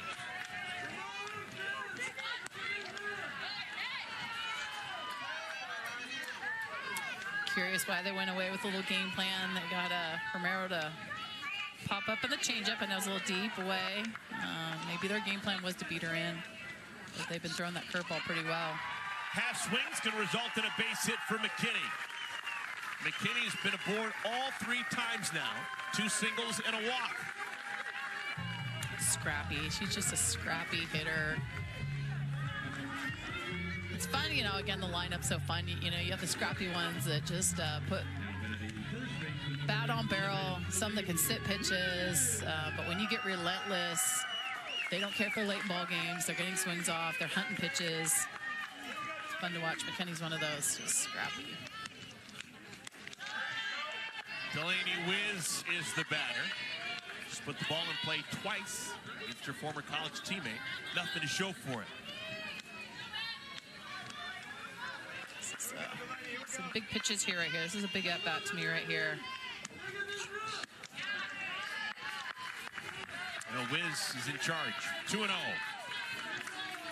We're looking at the speeds thrown by Faremo. She doesn't seem to be losing anything. She is not. Just a little wide on location.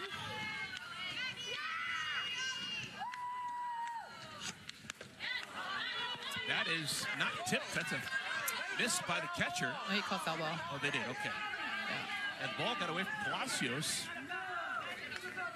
And they allowed McKinney to go down to second. Now they're going to ask her to go back. I think the umpires are getting together. This one. I didn't think Leave it a second. by Wiz.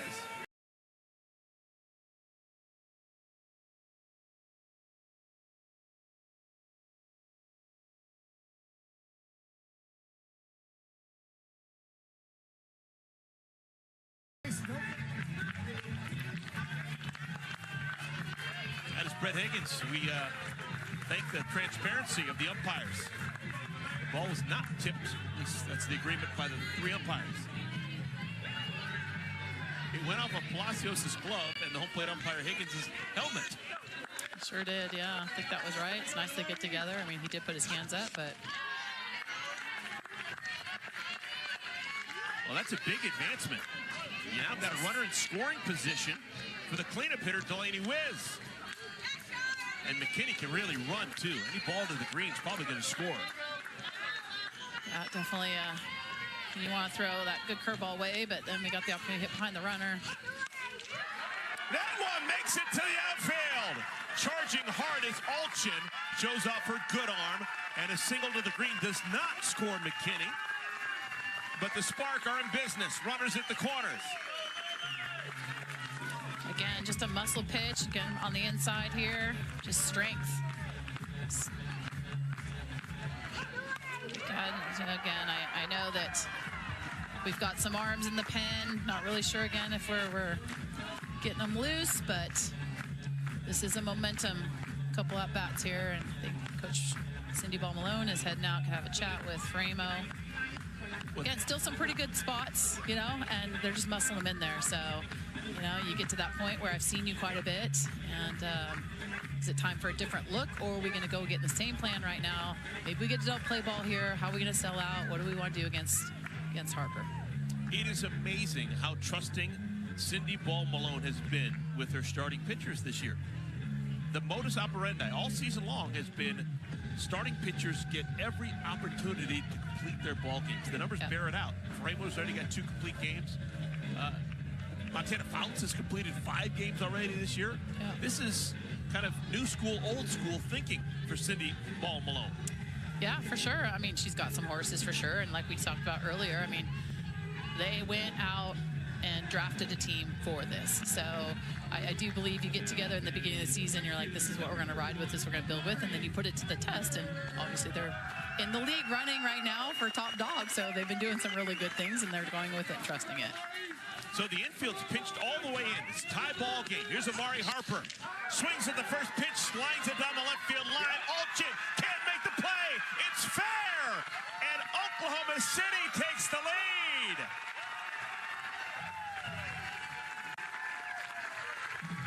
That was going to score a run, whether it was caught or not. But the inning continues with just 1 out now.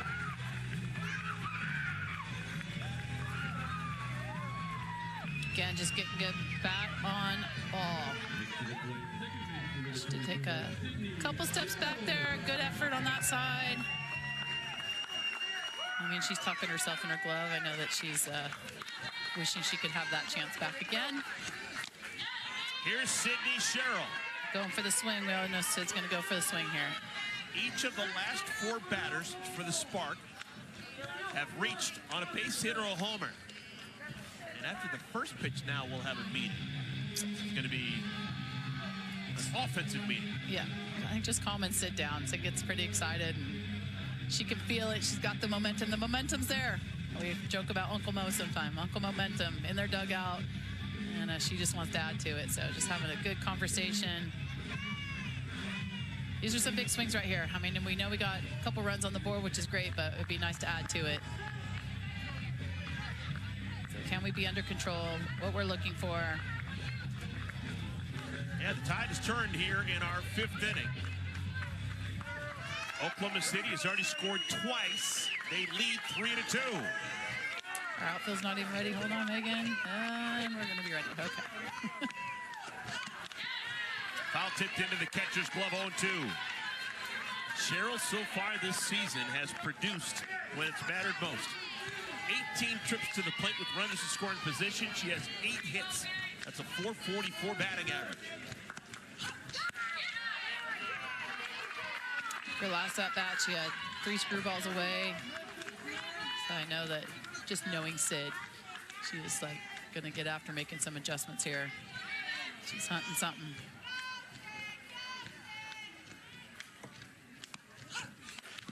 Got her. Ferramo strikes out her 7th batter of the game.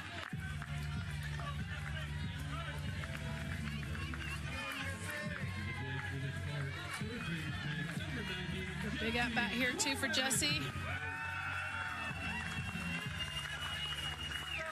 So Jessie Warren with a chance. She had that changeup ball in the gap last time. See if they challenge her in. Curve away. There's a certain player, very few in the world, who rise to occasions. In my opinion, Jessie Warren is one of those. I'm with Lonnie Alameda tonight, who coached Jessie, won a national championship at Florida State. Jessie is all kinds of excited that Lonnie's here today. I just feel it. And this just sets the scene even better for her. She's down in the count 0-2. She's a little bit banged up. She bounces the ball off of her foot. Some things you guess at, other things you just know. Jessie will take her time.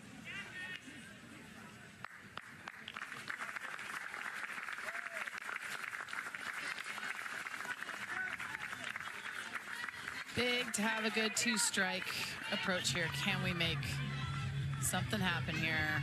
And then Frame on the other side is like, can I get out of this with a 1 run? So these are the moments that are so fun. The moments you train for, especially when you're hunting spots in playoff positions. Right to the second baseman, Jaquish. Nice positioning. So Ferramo gets out of it, but the worm has turned. Spearheaded by the home run by Sydney Romero, Oklahoma City has tied. Can you ask for a better night for softball? I know. I mean, it was a little gloomy when we were coming in here thinking that, and then the skies opened up and it's a beautiful little sunset and we're playing some softball. Well, only 3 more outs to get now for Jalen Ford. You just said it. Jalen out. Jalen Ford coming out of the pen. She has worked 2 innings. She has struck out 5. So 5 of the 6 outs that she's got have been via the K. This will be the 9th batter that she faces. It's Charlize Palacios.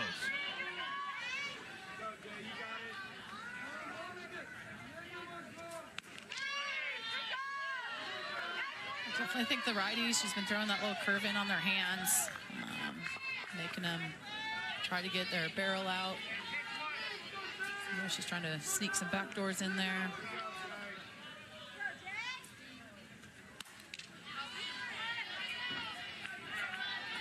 Lonnie, I'm curious. I'm sure there's a lot of people at home saying, she's throwing 66 miles an hour. Yeah. Why is she striking out so many players?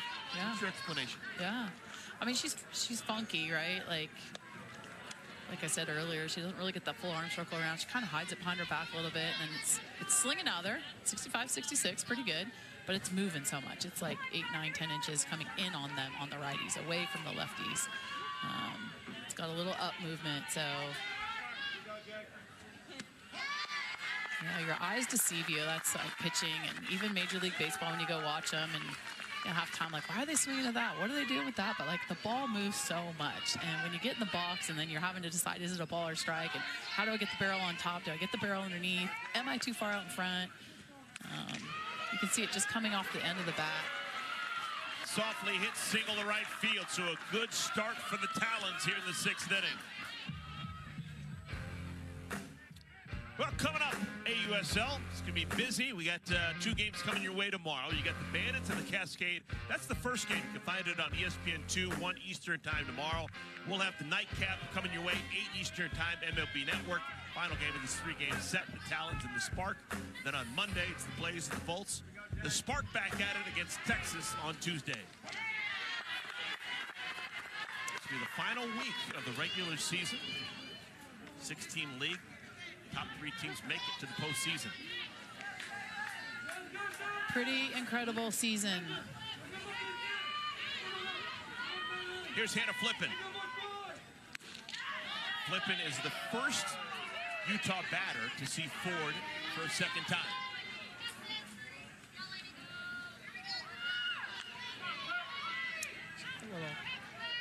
A little base hit. See if she can take that knowledge into her second bat here. Sneak attack, but look at the play! Delaney Wiz! Oh, the instincts from Delaney Wiz! How about that? An important first out here in the 6th inning.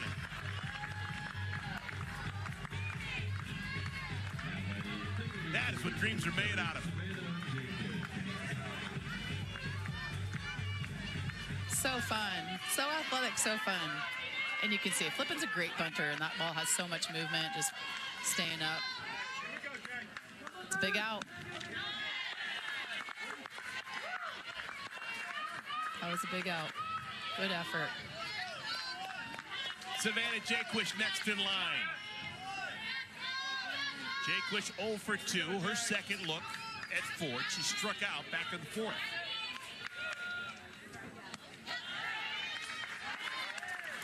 This performance is the best of the year for Ford.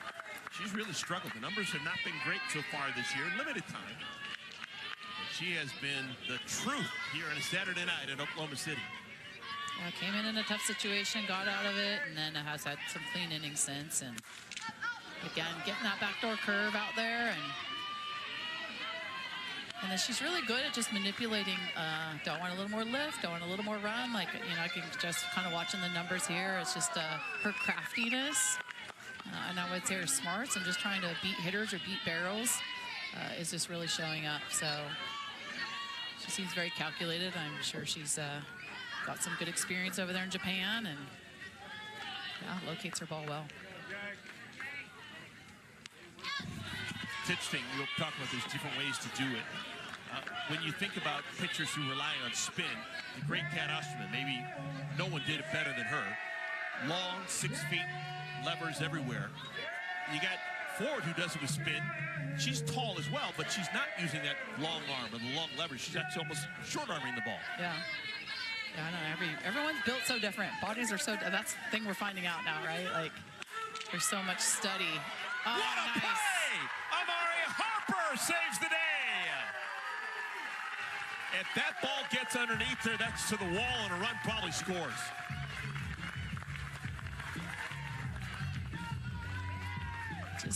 Just dying off the end of the bat. Good, great effort. So fun. So fun. Yeah, bodies are all built different, you know, and I think we're finding that out about how bodies move, and there's more studies going on in our game right now, which is pretty awesome. But Jalen's an athlete. We know she's an athlete, so she's maximizing for sure her abilities. Wouldn't be in this league if she wasn't uber competitive and good at what she does, and she's bringing that piece to the game. And as a reliever coming in and having horizontal movement where they had, you know, some little more vertical movement, it just gives hitters a different look. And you know, I think we're living a more of the relief role and the closer roles and understanding it. So but she's definitely built and strong and very consistent. Caroline Jacobson down in the count 0-2.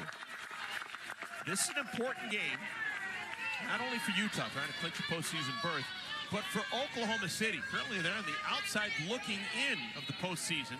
They need as many wins as they can get. They're running out of time. Yeah. Softly hit, that'll drop. Great read on that. Palacios on her way to third. Safe. And she's safe. Yeah. Because the throw goes to third, it allows Jacobson to take an extra base. The aggressiveness of Palacios, a boon for the Talons. Yeah.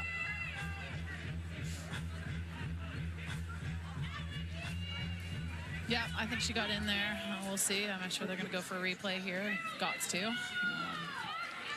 This is, I know we got 2 outs, but just in there.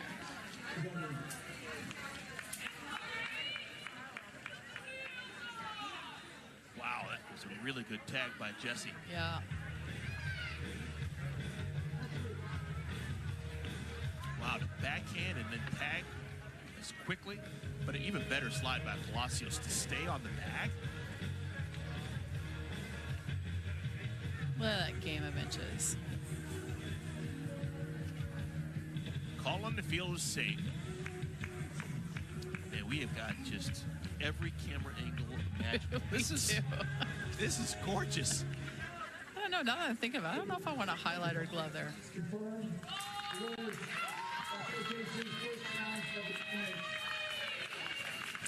So a single for Jacobson. She moves to second on the throw. We've got Palacios at third, Jacobson at second. It's a 1-run game, but a single could flip things. Yeah. Kaylee Wyckoff is going to bat again. Remember, she came on to pinch hit for Aaliyah Andrews in a similar situation back in the 4th. Yep, had some big swings. I think it was a couple curveballs and a rise ball that she swung through. They're all getting on the same page right now, what they want here. Game's on the line.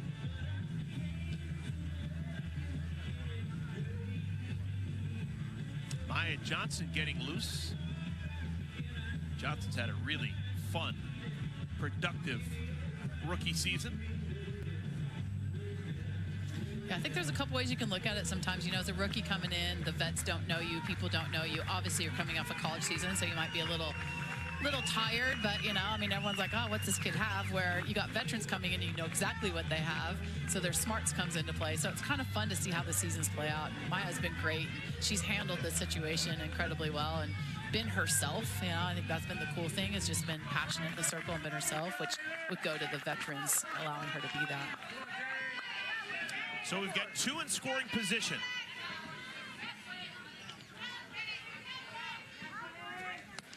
The only 2 outs recorded in this inning have both been on highlight level catches. One made by Delaney Wiz, one made by Amari Harper. And again, going to just the soft contact, but it's still, here we are in this situation. And Wyckoff is taking off wristband or Fitbit or something, but wasn't totally comfortable.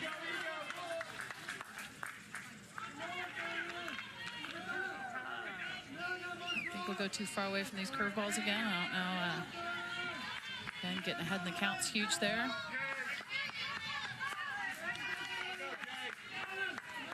Ford has already struck out 5. She's a strike away from another punch out. She's definitely going at her, as she should, right? Like, this is a pretty big situation, although now we're in a 2-strike count, so you can expand the zone a bit here, but can't see that we'd run away too much from the curve away or rise away, something for a chase. Good job behind the dish there.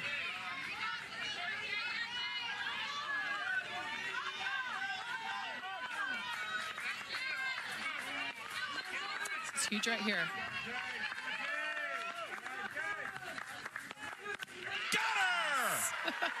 Ford strikes out Wyckoff for the second time. And Utah leaves a pair in scoring position. The spark on top of the Talons. How about Sydney Sherrill?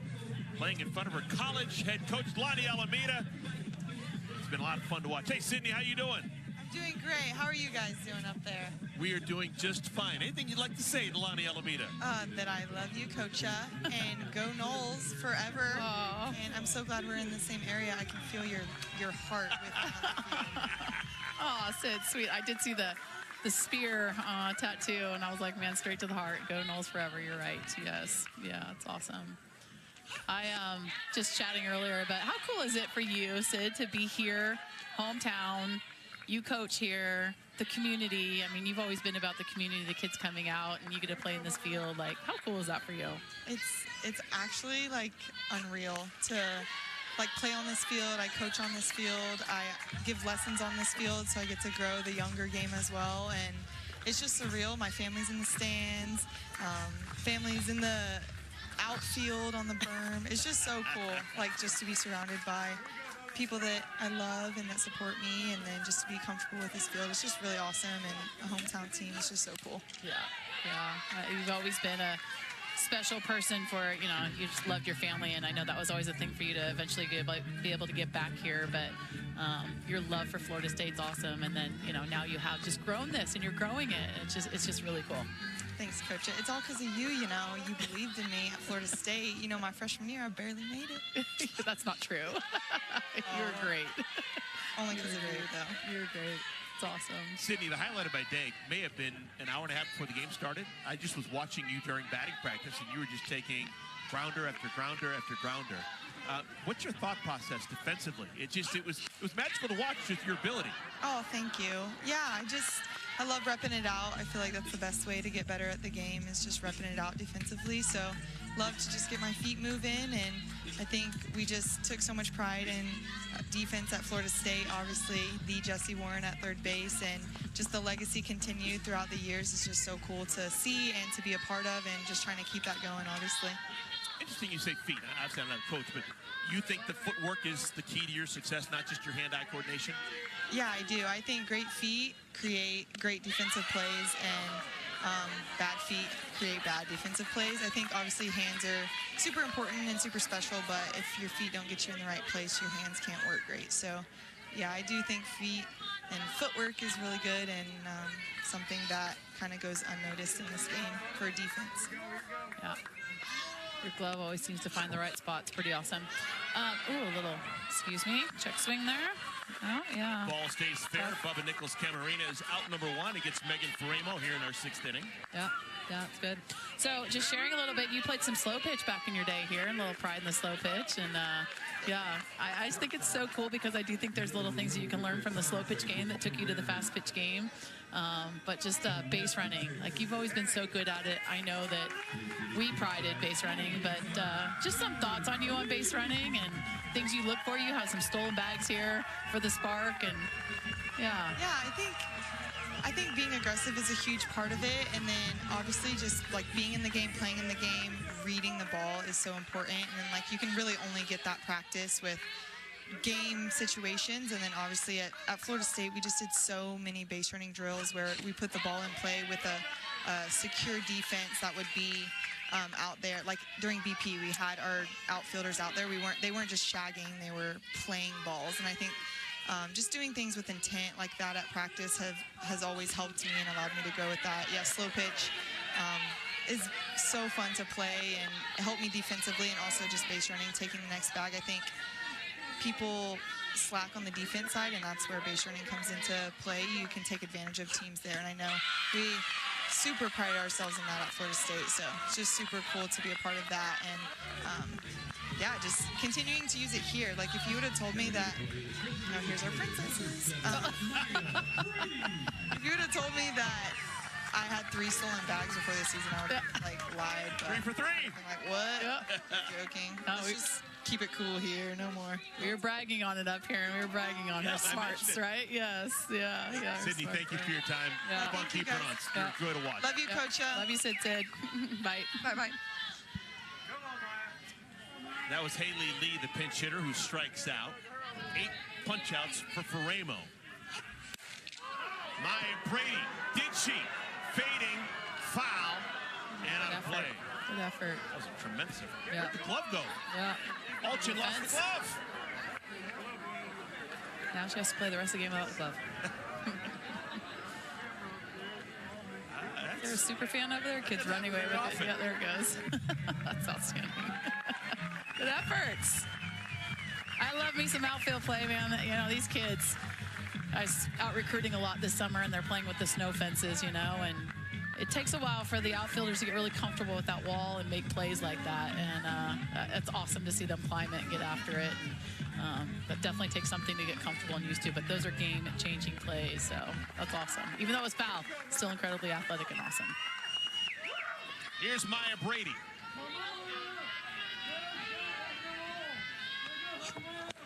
This is an important at-bat for Brady, a number of reasons. Obviously, her team's up by a run. She'd like to add to that. But also, as a professional, she's hitting exactly 500. She has 32 hits in 64 at-bats, exactly a 500 batting average. She does not want to dip down to the 400s. Yeah. That's where the mortals hang out. Yeah, yeah. I'm going to say she does not care about that. Come on. I'll say she's uber competitor in her. But I don't know, just from watching her, and, you know, I've chatted with her a little bit. I don't know her extremely well, but, you know, game planning against her, like, she is so competitive pitch to pitch and so talented. Ramos trying to strike her out for a third time. Yeah. And she does! Megan Faremo, how do you do? That's nice. Velo up, getting you to chick. Homestanding Oklahoma City Spark. They need 3 more outs to get their second straight win over the Talons. Megan Faremo is sensational. 6 innings. She strikes out 9, but she does give up the 3 earned runs. And she's on the hook for the loss unless the Talons can rally. Outstanding night by Faremo. I mean, all the pitchers. Like, it's been a quality game. And Jada Coleman swings at the first pitch, flies out to right, 1 down. I mean, can we just talk about Ford, though? Can we just talk about what she did coming in, limiting the runs, and then just executing a really good game plan? That's a huge relief performance on her side. She has got 3 1/3 under her belt. She has struck out 6. So of the 10 outs that she's recorded, 6 of them have been via the K. This is against some of the best hitters in the world.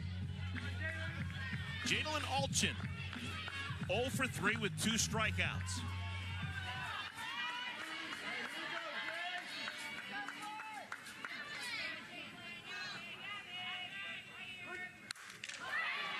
Deep! Did she? She did! A homer for Alchin, and we're tied at 3! An absolute lightning bolt. No one saw it coming. Those ones are tough, right? When you said 0 for 3 and 2 strikeouts, you're like, oh, those are the tough ones, because either they're mentally going to be swinging after everything, or they are going to get after that one hit that they are hunting, and that was a big one for her. On the 56th pitch thrown by Ford, she's finally given up a run. And Alchin knew it. We went to the prop. She's still been awesome. So we're tied at 3, and Faremo's now off the hook. Faremo was allowing to pick up the loss, even though she's been magnificent. But now we're tied, and everything old is new again. Homer number 4 for Alchin, now has a 6-game hitting streak. Looks going to change up a little bit here. Yeah, this is a curveball away. And she's been swinging through it, and gets good barrel, takes it over the fence. That's huge for them, and huge for her, struggling in a night, and able to produce in the end of the game. Jordan Woolery, 21 years of age, has not hit a professional homer after being the Division I Softball Player of the Year this spring at UCLA. A homer here would give the Talons a lead. Definitely try to speak that one to existence, aren't you, huh? We're seeing here. She's going to keep going that curveball in, or she's going to go back to that changeup.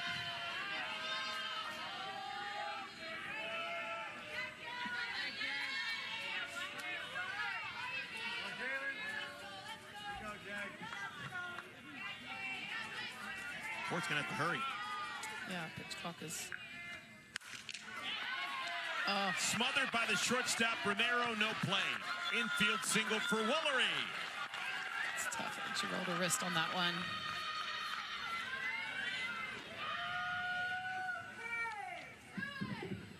So the Talons threatening with one out here in the 7th inning. Woolery's going to be on at first unless they choose to run for her. And we're at this point because of the work of Jalen Alchin, who was 0 for 3 with 2 strikeouts before hitting that homer against Ford.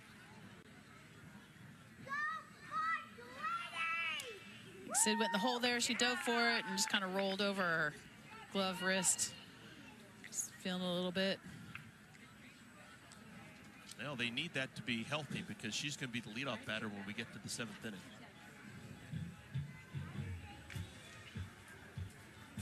Romero's had a nice day, made all the plays defensively, and she hit the home run back in the 5th inning. Again, part of turf, kind of glove sticks instead of like dirt, you know, you get a little give. Probably just stuck there and just rolled underneath her a little bit. But, as they all are, tough. All right, we play on. We've got Bree Ellis standing next to her head coach, Cindy Ball Malone. Cindy basically saying, hit it over the fence. What you're good at. I'm going to pre-bomb. Yeah. Pitching change. What do we got here? Maya, huh? Yeah, Maya Johnson's going to come on. So Ford did such a magical job getting to the 7th inning, throwing zeros on the board against this Talons team before the homer by Jalen Alchin tied it at 3. Look at that crowd, give them a little love. Know your softball, huh? Outstanding. So we're going to go from a veteran who's pitched all over the world to a true rookie in Maya Johnson. Johnson, left-hander from Belmont.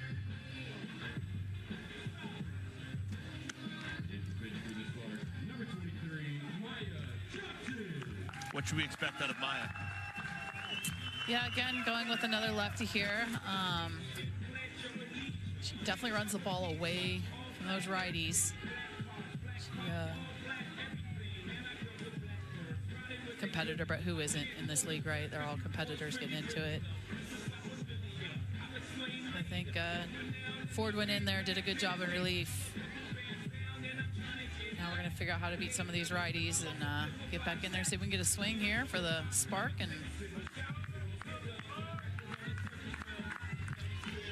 all right, so the lefty comes in to face the right-handed Bree Ellis. Ellis 1 for 3 with a double, scored a run back in the 4th inning. good opportunity for a good little double play ball defensively. And because that runner at first base is so important, we're going to have a pinch runner. Rachel Becker will come on. So Becker runs for Woolery.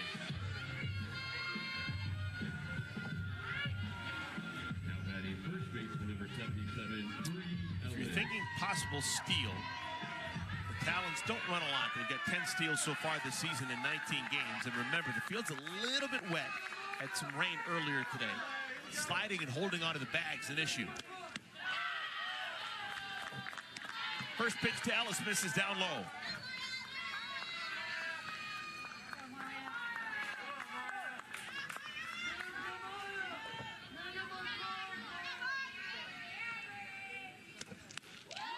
Ported past her.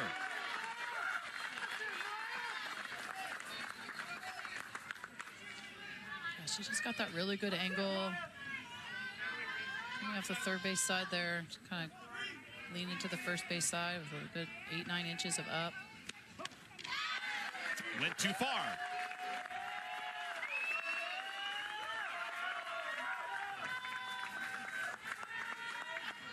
And now it's Ellis' turn to call timeout.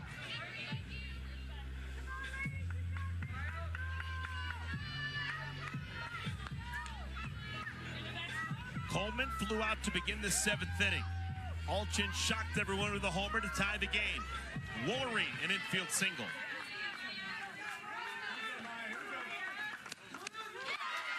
Four-pitch strikeout. Johnson strikes out Ellis. Just bouncing around in the circle. That's kind of fun to see a rookie come in a big moment. Trusting her pitches, her location. Huge. Here's Palacios, 2 for 3. Deep drive to right field, and Palacios has done it! A 2-run home run, and the Talons on top. How clutch is Charlize Palacios? She does it time and time again. She's had a good day at the plate. What a shocker here in Oklahoma City. A 3-run 7th inning for Utah, and they lead by a pair.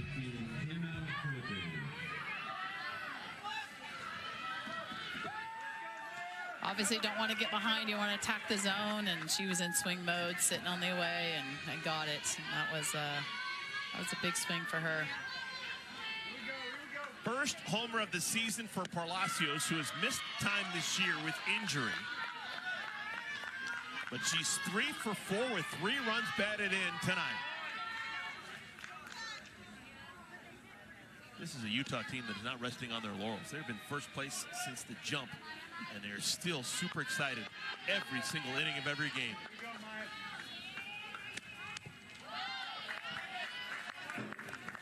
Yeah, I would say, I mean, again, we talk about built for pitching, and you don't think about the hitting, but they've got some incredible hitters. You start getting to this time of year and the hitters start to synergize, and you got that circle synergizing. That's tough to beat, especially when it can go later into the innings. Teams that come back and win never give up. Those are the teams that you really worry about in the postseason. And this Talons team, this is exactly what they did last year when they won the championship, and they're doing the same thing. Yep. Gotta learn how to win together. Coach Malone said they did have a little bit of a practice yesterday, so I think they all are hunting it and wanted a good response today. Trying to get to 14-6 through 20 games and clinch a postseason berth. That's what a win would do tonight. Now we need to spin it forward and look to the bottom of the 7th inning for Oklahoma City. The Spark will have Sydney Romero, Sydney McKinney, and Delaney Wiz batting. Will they possibly face Faremo? Is Faremo going to go through the order 4 times? Flippin walks with 2 out. What do you think, Coach? You think Faremo stays out there? Should she stay out there? She's been throwing well. And the way that they've been doing it, yes, if you would say their game plans. You got a little bit of a cushion here. And we're going to have another meeting in the circle. Again, as a rookie, in a big moment, you get a big strikeout, and then obviously a big swing, and then a little tentative. Don't want to be too close to the plate. That's just figuring out the league and figuring out you're going to take your lumps here and there, but definitely can't put traffic on. Got to give us a chance here for the Spark to get back in it and get some swings.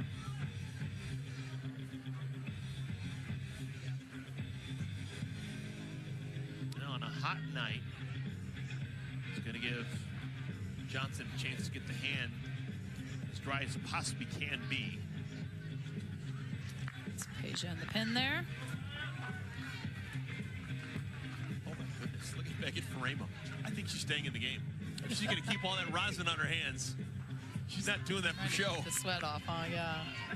And you can see the sleeves. It's just it's muggy. And again, some people sweat more than others, but everyone's got to figure out the ways to keep their hands dry and being able to. Here's Savannah Jaquish. Jaquish is 0 for 3, was robbed of the base hit on a sinking line drive to right her last time up.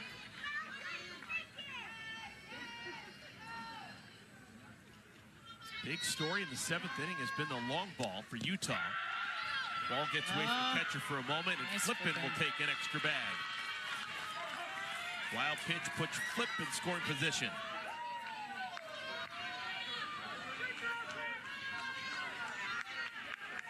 Yeah, I think Maya's just feeling it a little right now. Can't control the change. The curveball that missed. Got to take a deep breath. Go to her bread and butter away.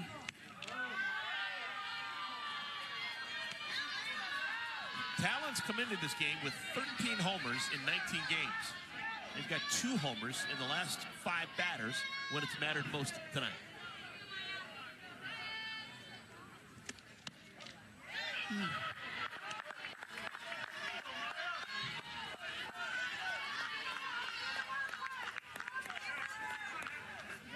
Three and 1 to Jaquish.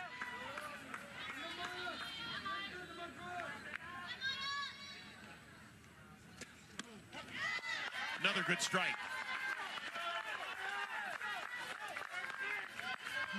Big pitch, big pitch.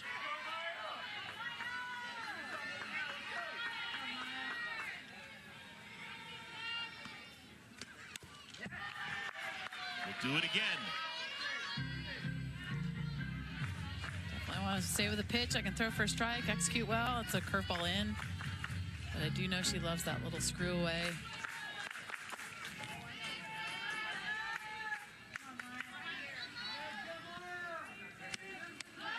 Missed out of the hand, and Jaquish draws the walk. So back-to-back walks to Flippin and Jaquish with 2 outs here in our 7th inning.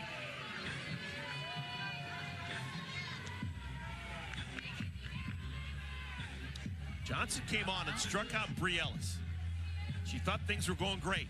Then she gives up the home run to Palacios, a 2-run shot, and then consecutive walks to Flippin and Jaquish.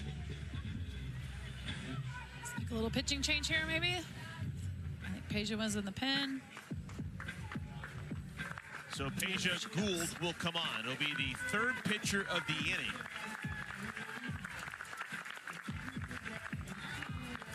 So Gould will come on and try and get out of this inning. Well, we had 2 finals already today. Chicago continues to win every single night. They've won 9 consecutive games. It's Utah, it's Chicago, it's Portland, the top 3 teams all qualify for the postseason. Utah, if they can hold on, they would guarantee themselves a postseason berth. And it would be a crippling loss for this Oklahoma City team.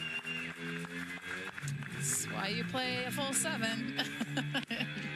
Some teams are mentally out of it, and other ones stay in and fight, and they know they have more outs and more swings to get after it. Palacio just proved that. Coach, I want to ask you, Megan Faramo, she's got a 2-run lead now. Yeah. Does she just want to get back out in the circle, or does she want a couple extra runs? Yeah, I'm sure she wants the ball back. She'd probably take a 1-run lead and want ball back to get after it. Yeah, wait it out. Yeah. The way that she's throwing, I don't think that she needs any more runs. Yeah, no, she's ready to go, yeah. Sitting in that dugout, locking in. Probably knows exactly her pitch plan. All right, Peja coming in here. She got that really good. I mean, she mixes speeds really well. Good curveball. Again, rookies coming in. Just can feel the moment a little bit, and obviously feeling the strike zones. But this is big. They just, can we get this out? Get back in there and see if we can get something to happen. Gould will face Caroline Jacobson. Jacobson singled her last time up. Be the 3rd pitcher that she's seen tonight.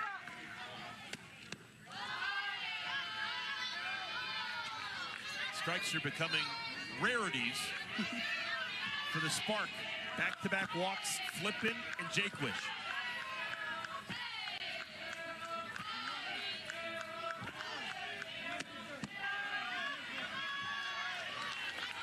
Yeah, again, the hard thing you saw then forward when she came in, like you don't have a chance to really feel it out. You got to go in and pound the zone, and that's a hard thing to do as a relief pitcher.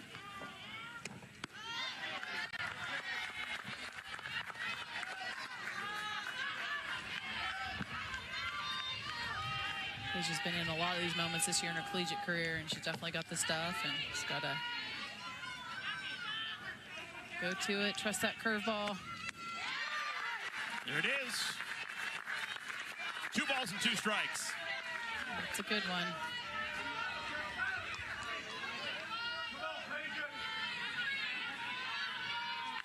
The me versus you moment. Here it is. 2-2 count. Got a ton of movement on it.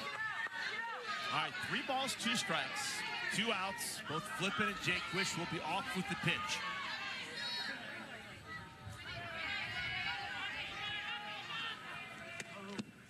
And Jacobson went too far. Good job, Peja Gould comes out of the pen, gets the strikeout, and limits the damage. But there was damage. A homer by Jalen Alchin ties the game. And then a homer by Charlize Palacios gives the Talons a 2-run advantage. The bottom of the 7th when we come back.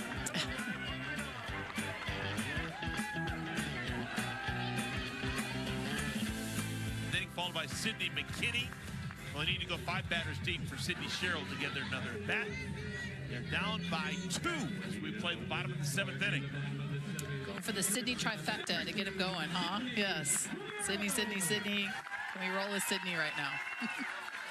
And like we anticipated, Megan Faraimo's going to try and finish off what she started. Yep. She's going to try and go the distance. She has already struck out 9 through 6 innings. Are we Probably the sticking? last 5 in a row. Yeah, are we sticking with that curveball away? That's going to be the big one here, huh? It's the 4th time through the lineup. Fly ball right side, fairly deep. Stays in the ballpark. Catch is made by Jacobson.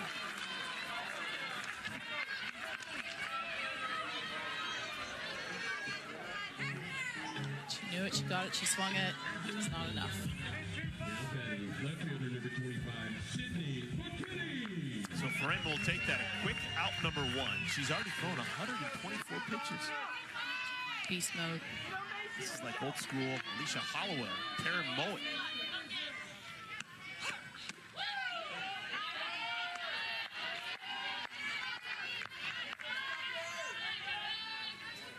She's covered head to toe with that chalk, isn't she? Sydney McKinney has been a thorn in the side of Faraimo all night long. She's not been retired. She's 2 for 2 with a walk. She has made an out, though. She was caught stealing back in the 3rd inning. It was a slide-by steal. It was the rain steal, yes. Change up.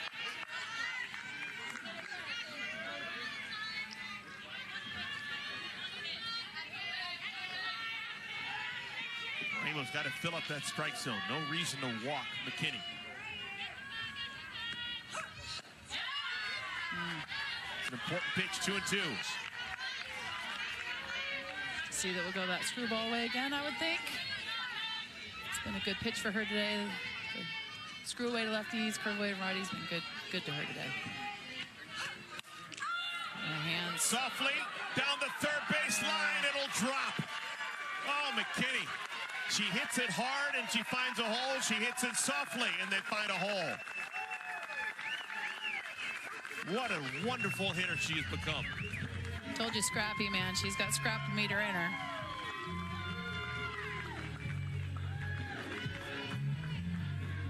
Yeah.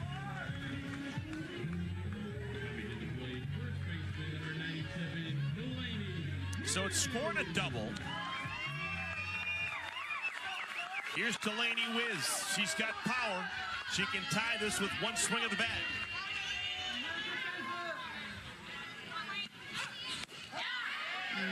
Wiz played collegiately at UCLA with Faraimo. She's 1 for 3. She has been able to put the ball in play every single time today against Faraimo.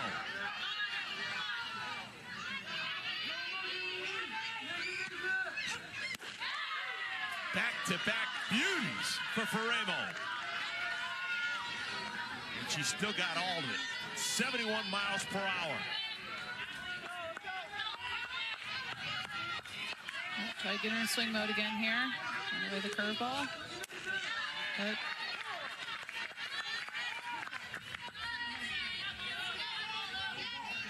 left-handed a note. We have seen a combined 18 strikeouts in our game.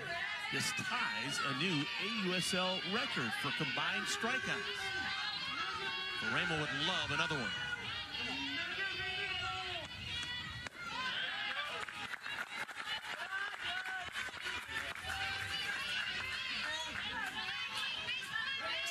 Megan's going hard. I mean, she's still 70, 71, just pumping it.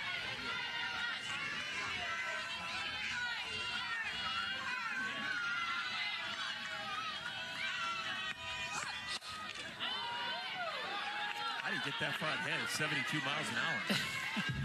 The game has changed, I'll tell you that. These kids are strong and definitely her go-to. She's been beating them away. You know, she's trying to sneak one in every now and then, but definitely beating them away.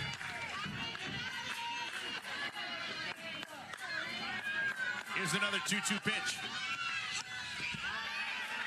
Oh, what an aggressive bit of base running from McKinney. Wow. Not a lot of benefit trying to go from second to third there. Yeah, I got to be sure on those things, right? Because we definitely need more than just one, so kind of feeling that, especially when she slid by last time. All right. This is a big one right here. Popped up, right side. Jacobson makes the play. Tagging from third and coming home is McKinney. It's a one-run game, but there are now 2 outs. Give the RBI to Wiz. That is now RBI number 15 for her. It's a one-run game, and we're down to the final out of the game.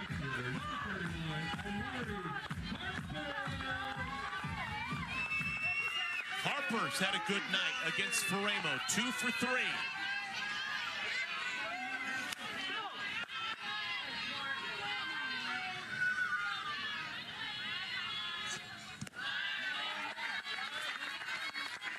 Interesting, starting off with a changeup. Harper with a little split grip there. Them knowing the importance here.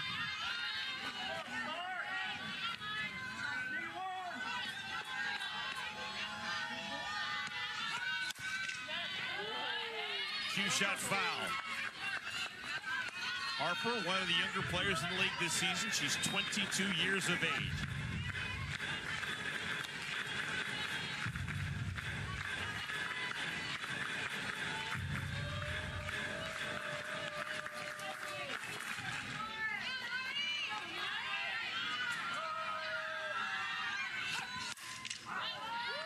And we're down to the final strike. A 3-run top of the 7th inning took Megan Faremo off the hook. She was in line to get the loss until Jadalyn Alchin homered to tie the game, and Charlize Palacios hit a 2-run homer to give the Talons a 2.2-run stiff arm.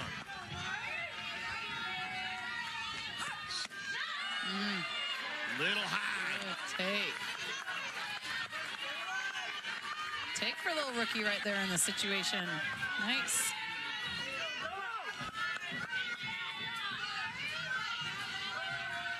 Let's see if we can get a chase again here. Got her! What a game. Strikeout number 10 for Faremo. A complete game win for Faremo. And the Talons have clinched a postseason berth for a 2nd consecutive year. What a game. What a game. Playoff berth. Megan Faremo, beast mode. Some really good moments in that game. That was fun, Eric. Lonnie Alameda, that was a blast. I'm going to write that one down. Had a chance to work with Lonnie Alameda. We get a 1-run game that's decided in the 7th inning. That was fun. We went past the 2 hours. I'm sorry, everyone, but that was fun. Longest game of the season.